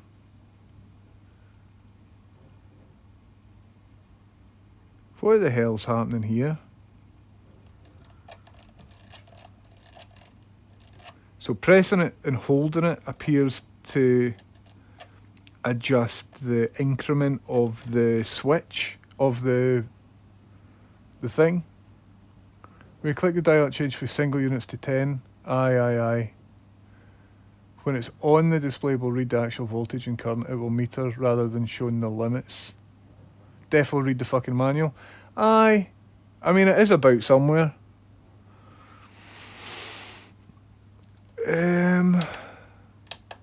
So when I cycle this,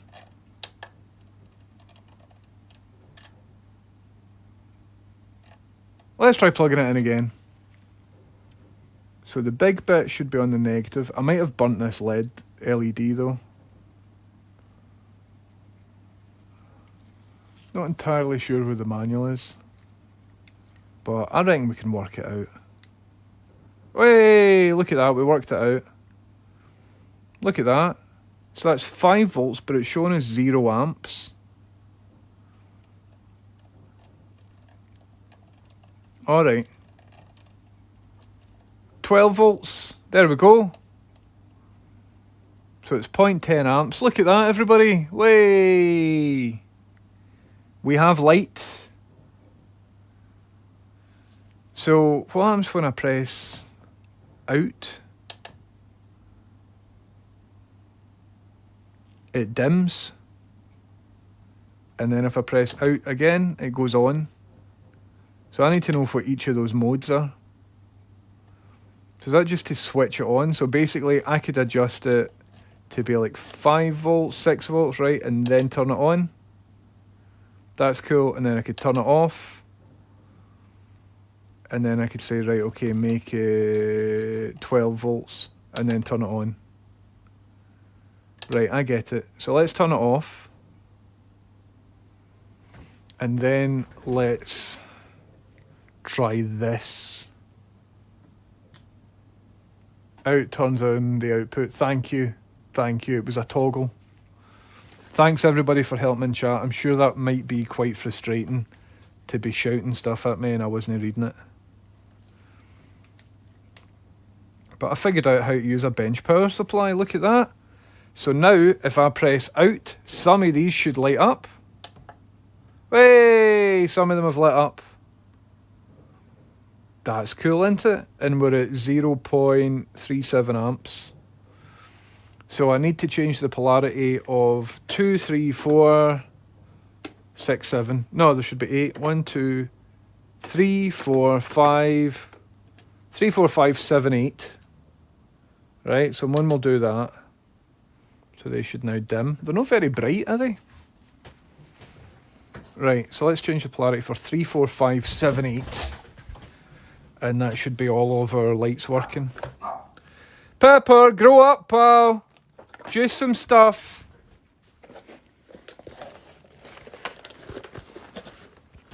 Okay, so what we do is simply do that. Do this. Turn it around. Plug it back in.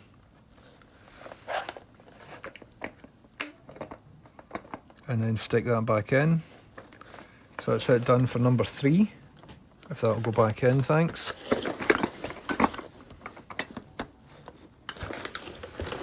And then we do it for 4.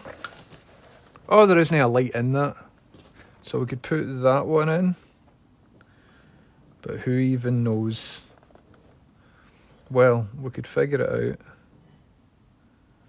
Like that, I think. For that one.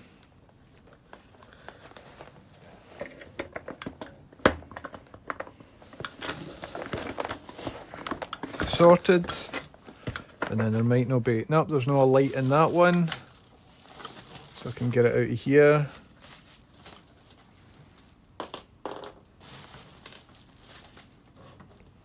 Hope I've got enough of these. So I think that would be in the negative. In fact, let's just try it. If I turn this on, are they... Alright, they're still plugged in. So if I turn this on, hey, that's lighting up.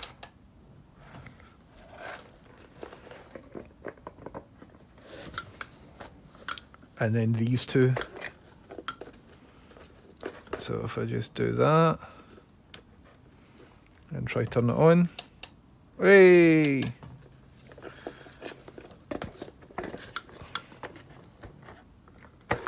And now I've not only learned crimping, but I've learned how my power supply works, how my bench power supply works. Yes. So this should be us fully illuminated, I believe. Let's close this back up.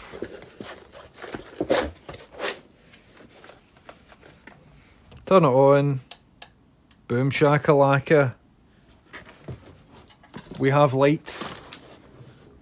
This is what they call a light bulb moment. See, for the full-on full effect, let us... I'm okay for a pee-pee, thanks.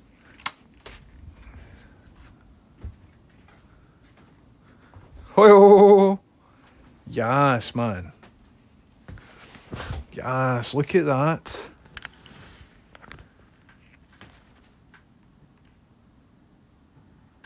Fucking Yaldi. I'd call it a resounding success. I'd call it an absolute success. It does look good, doesn't it? Pressable buttons. It's taken me 2 days to make a board of pressable buttons. Oh, look at that. There's a cool sort of vibe that happens. Don't know if you can see that on the... but it sort of looks like it gets bigger. See that? Don't think you can see it. But there's a nice wee effect that happens when you push it down. Oh, yes. Do you want to trigger the lights individually? No, Podge, I don't. I want to turn them all on when there's a game to play, and then when the game is finished, they will all turn off at the same time. So they will all be controlled via a MOSFET. This MOSFET here. And when an Arduino says that it's time, all the lights will turn off. If I wanted to, I could set them up so that they light up when you press them, but there's already a sound effect happening when you press them, and it would be a wee bit more work than what it currently is. So I don't think it's needed. I think this configuration is definitely the best.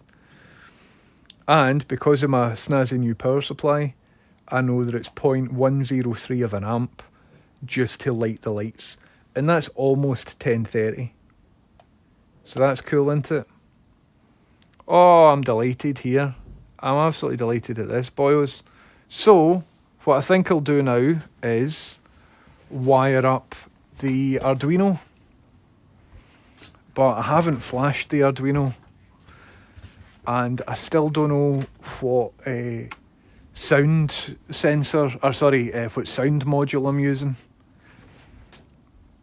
But look at that, I've learned how to use a bench power supply, and I've only burnt out one LED. Will I test to see if I did burn that LED out? Because somebody says there was a wee puff of smoke, and I believe yous, but I never saw it myself. Hopefully fart sound effects. It could be fart sound effects. I think it's supposed to be musical, so it can be farts at different pitches. It could be.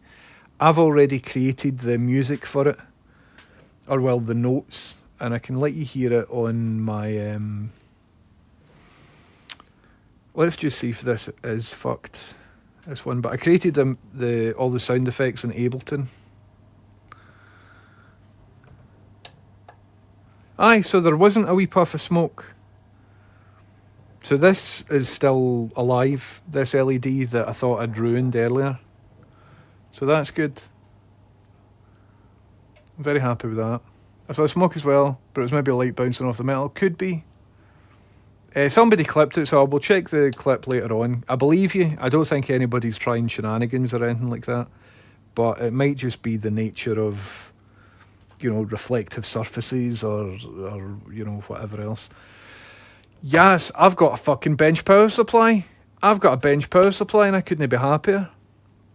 I could not be happy. I could be happier. I could be a wee bit happier. But overall, you know. Right, let's put this over here. Let's set this down. And that there is where I get power from now on. Eh? Oh. Thank you, Podge TV. It's the first time I've ever owned a bench power supply and I'm delighted about it. And I've made the buttons light up. How good is making stuff light up? Am I right?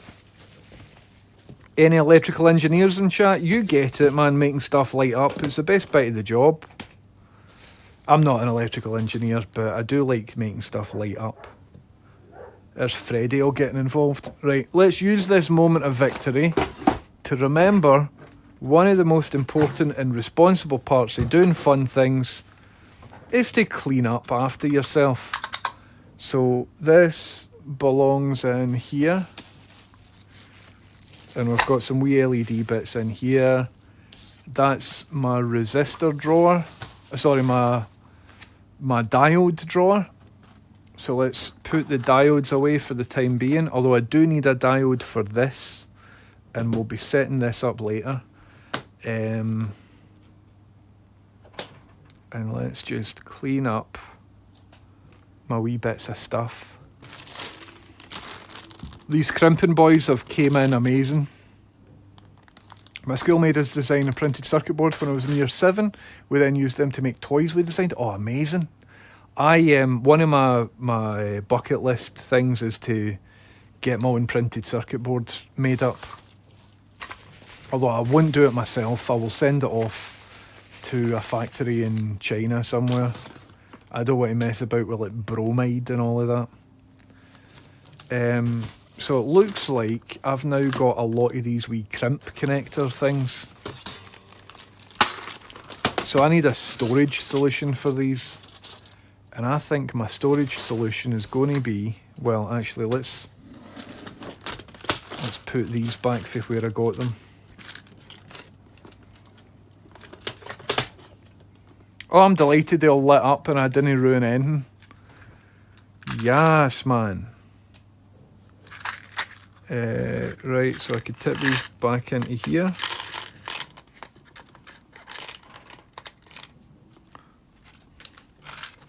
And then these ones, these go into here.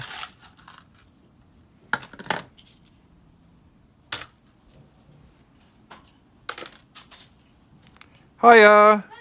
Are you doing alright? I'm just making it now. Oh, you're some woman.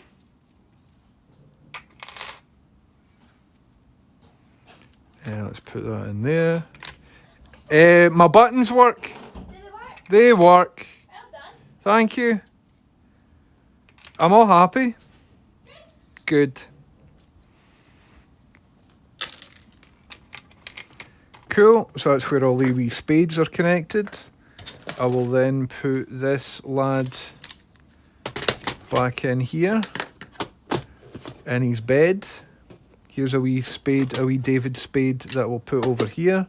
And then all of these guys need to live alongside them. And these guys need to live alongside them. So for all of this stuff, I'm going to put this in a special drawer that I've got down here. That one. And that's where that lives. And now I need to put this there. cool. At some point we'll need to go through all of this and figure out where everything should be. But for the time being, I'll just sort of make it up. I'll put that in there. Right, what are these? Are these Arduinos? No, this is a wee audio amplifier that I got. So the audio amplifier that I'm using on this, I sell.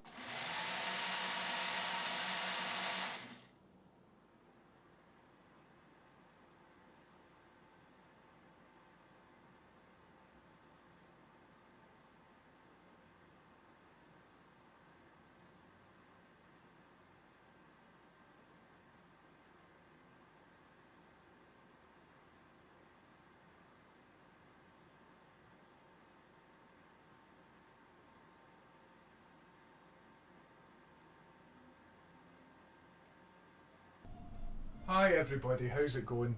How's it going? How long was it out? How long was it out? I was chatting away. That shouldn't work because I've got like a queuing system. Zaffer Cakes, I might have bloody well known it was yourself, Zaffer Cakes. Thank you very much for the raid.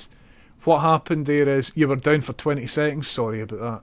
You bubble blasted an empty chair. Was it a raid that happened with last time? Or I wonder if a sub would do it as well. I need to diagnose it off stream. Zaffer Cakes, thank you very much for the raid. I'm sure he's away now. I'm sure that's him away. Thank you very, very much for the raid. Welcome in, folks. How's it going? If you're just joining us, will I show them? Will I show them what we've been up to? I have created a prototype. Look at this, man. Upstairs down, thanks for the bits. Okay, so here is the test. Did it go back downstairs for those bits? Or are we still upstairs? I think we're still upstairs. Still here? Dynamite. So maybe...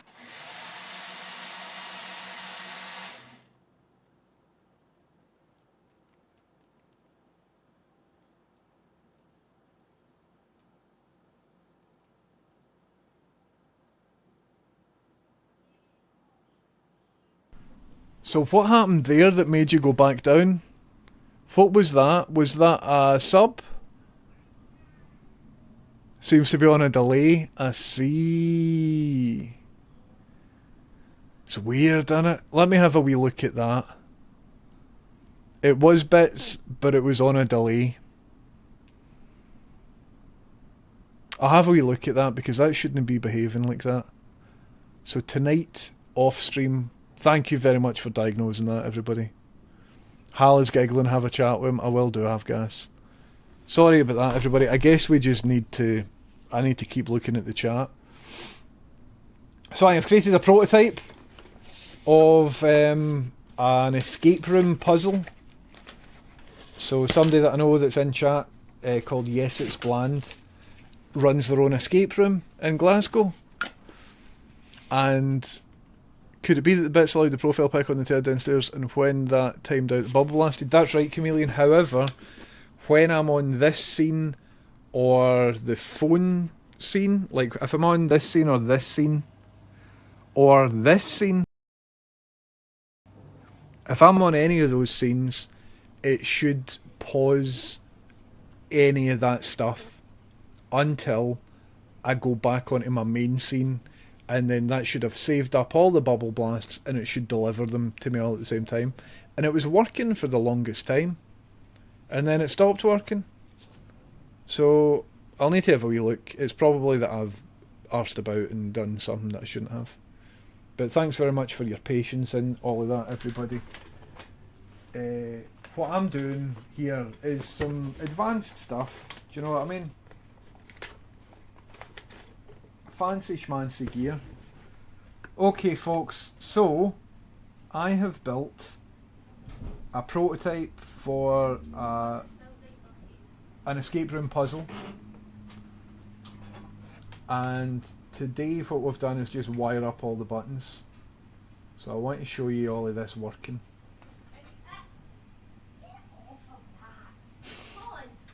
Is Pepper being a wee cheeky wee dog?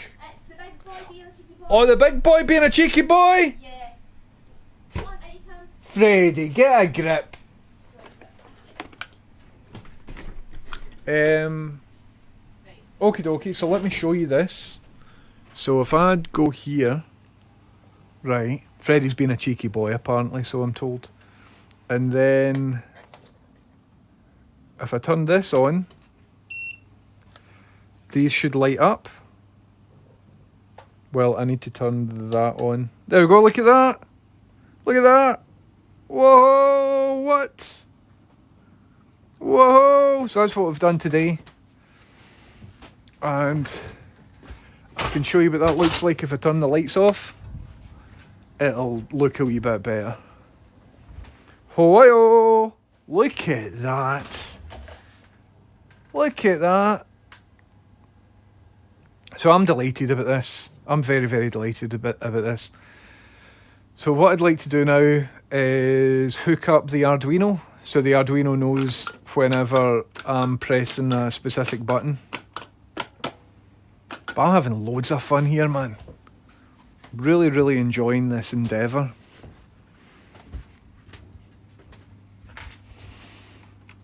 So let's turn this light back on. And I've learned how to use a power supply as well, which I'm delighted at. Thank you very much, Pargmanes. Welcome in. Here, listen everybody, see if you've came for the Zafra Cakes stream, you need to know two things. Thing number one, anything he's told you about me isn't true. And thing number two, he's like a rubbish wee guy. It's important that you know that, right? But seriously, Zafra Cakes, thank you very much for the raid. But on a more accurate note, he's a sort of rubbish wee guy. Hey, check this out, see if I do this, it isn't a Roman salute, it's to tell my camera to like follow me around. So that's good, isn't it? But unfortunately, in order to make it happen, I need to do this. And now it's do you know what I mean? But then if I do this, like a mime, maybe I need to do that first. Then I need to do this. It's maybe not doing it because I'm wearing one glove. It's not working. I cut myself, which is why I'm wearing a glove.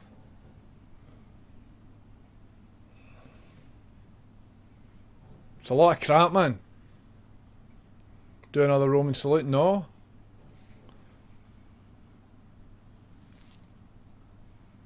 Right, the zoom isn't working, it's making me a liar. It's turning me into a liar. Okay, so what we should be doing now is, I have got, I'll show you. I've got this, which is a wee Arduino. Can you not see it very good? Don't worry, I'll zoom in. Boom. So this is an Arduino. And this is the brains for the full operation. So for all the switches that I've wired up, each switch and one of the grounds needs to go into all of them up there. And then that means the Arduino knows when I've switched certain switches off and on. So what I'll do just now is set that up. I think that yours is less a Roman salute and more how for now. I think I need to, every time I'm doing it, just say, and that's how for now. And then come down here like this, follow me, how for now. There we go. I need a better way of controlling that. Okay, we're going to install the Arduino. And the way that I want to do that is probably just on my knee again. Sorry, I know I've spent a long time trying to get the overhead camera set up, but some things you just need to do on your knee. And I need a small screwdriver to make it happen.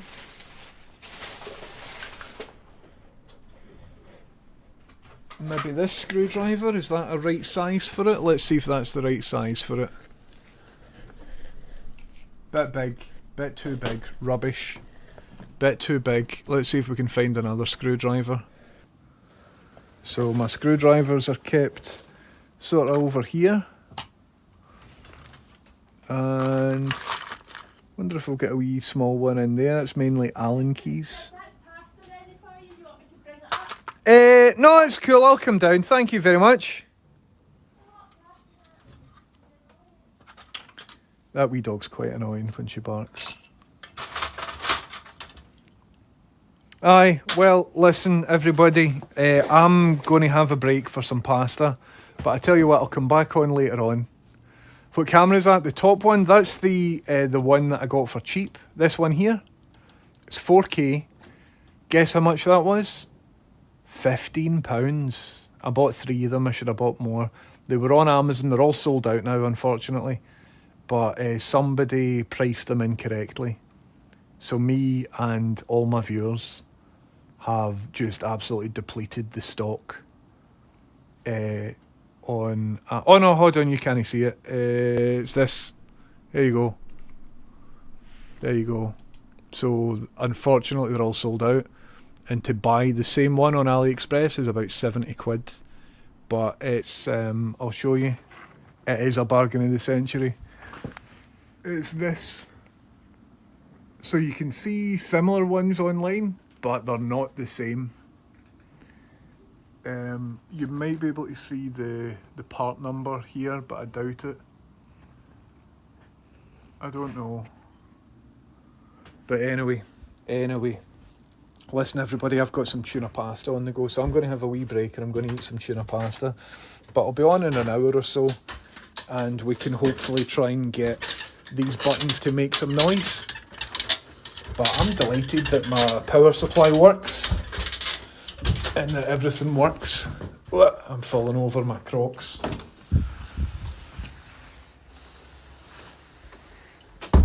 And I didn't blow up any LEDs. I just didn't know fully that my power supply had 2 power buttons. But I'm going to do a wee bit of tidying up as well, folks. So that all my stuff stays nice. Upstairs down, thank you very much for the 100 bits. Zafra Cakes, thanks very much for the raid. These are all absolutely fantastic. Can we get a quick Freddy cam? He's been a wee bad boy currently, so I think he's in timeout. Still remember the chimney and smoke bomb stream? Absolute chaos. Aye, I'm always up to something, mad. Always up to doing something. Shall we see who's on?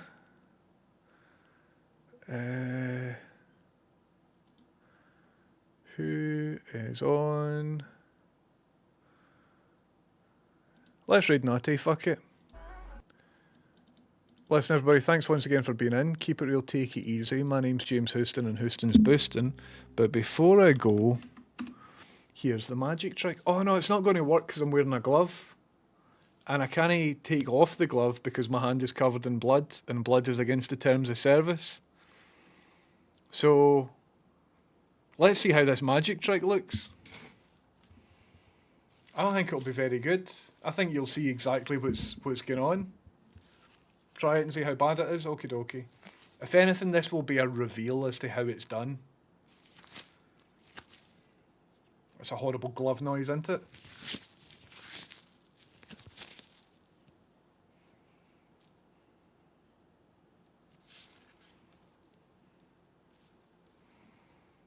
So that's sort of how it's done, everybody. For anybody that was unsure about how the magic trick's done, that's how it's done. You can see the point of transition. That's the worst one ever. It's the worst one I've ever done. How's it going, Eddie? Listen, let's go over to Nutty, give him a big 1030 welcome. If you're a streamer, Nutty knows about streaming, and so he will tell you all about it. I'll be on probably in a couple hours. I want to finish this thing. It's Friday night. It's Friday night. I do need 2 gloves. I'm going to clean this wound as well. Blood, sweat and tears went into this, except for tears I didn't cry. See you later. Thank you for coming in. See you later. Cheerio then. Bye. Your hair, homie.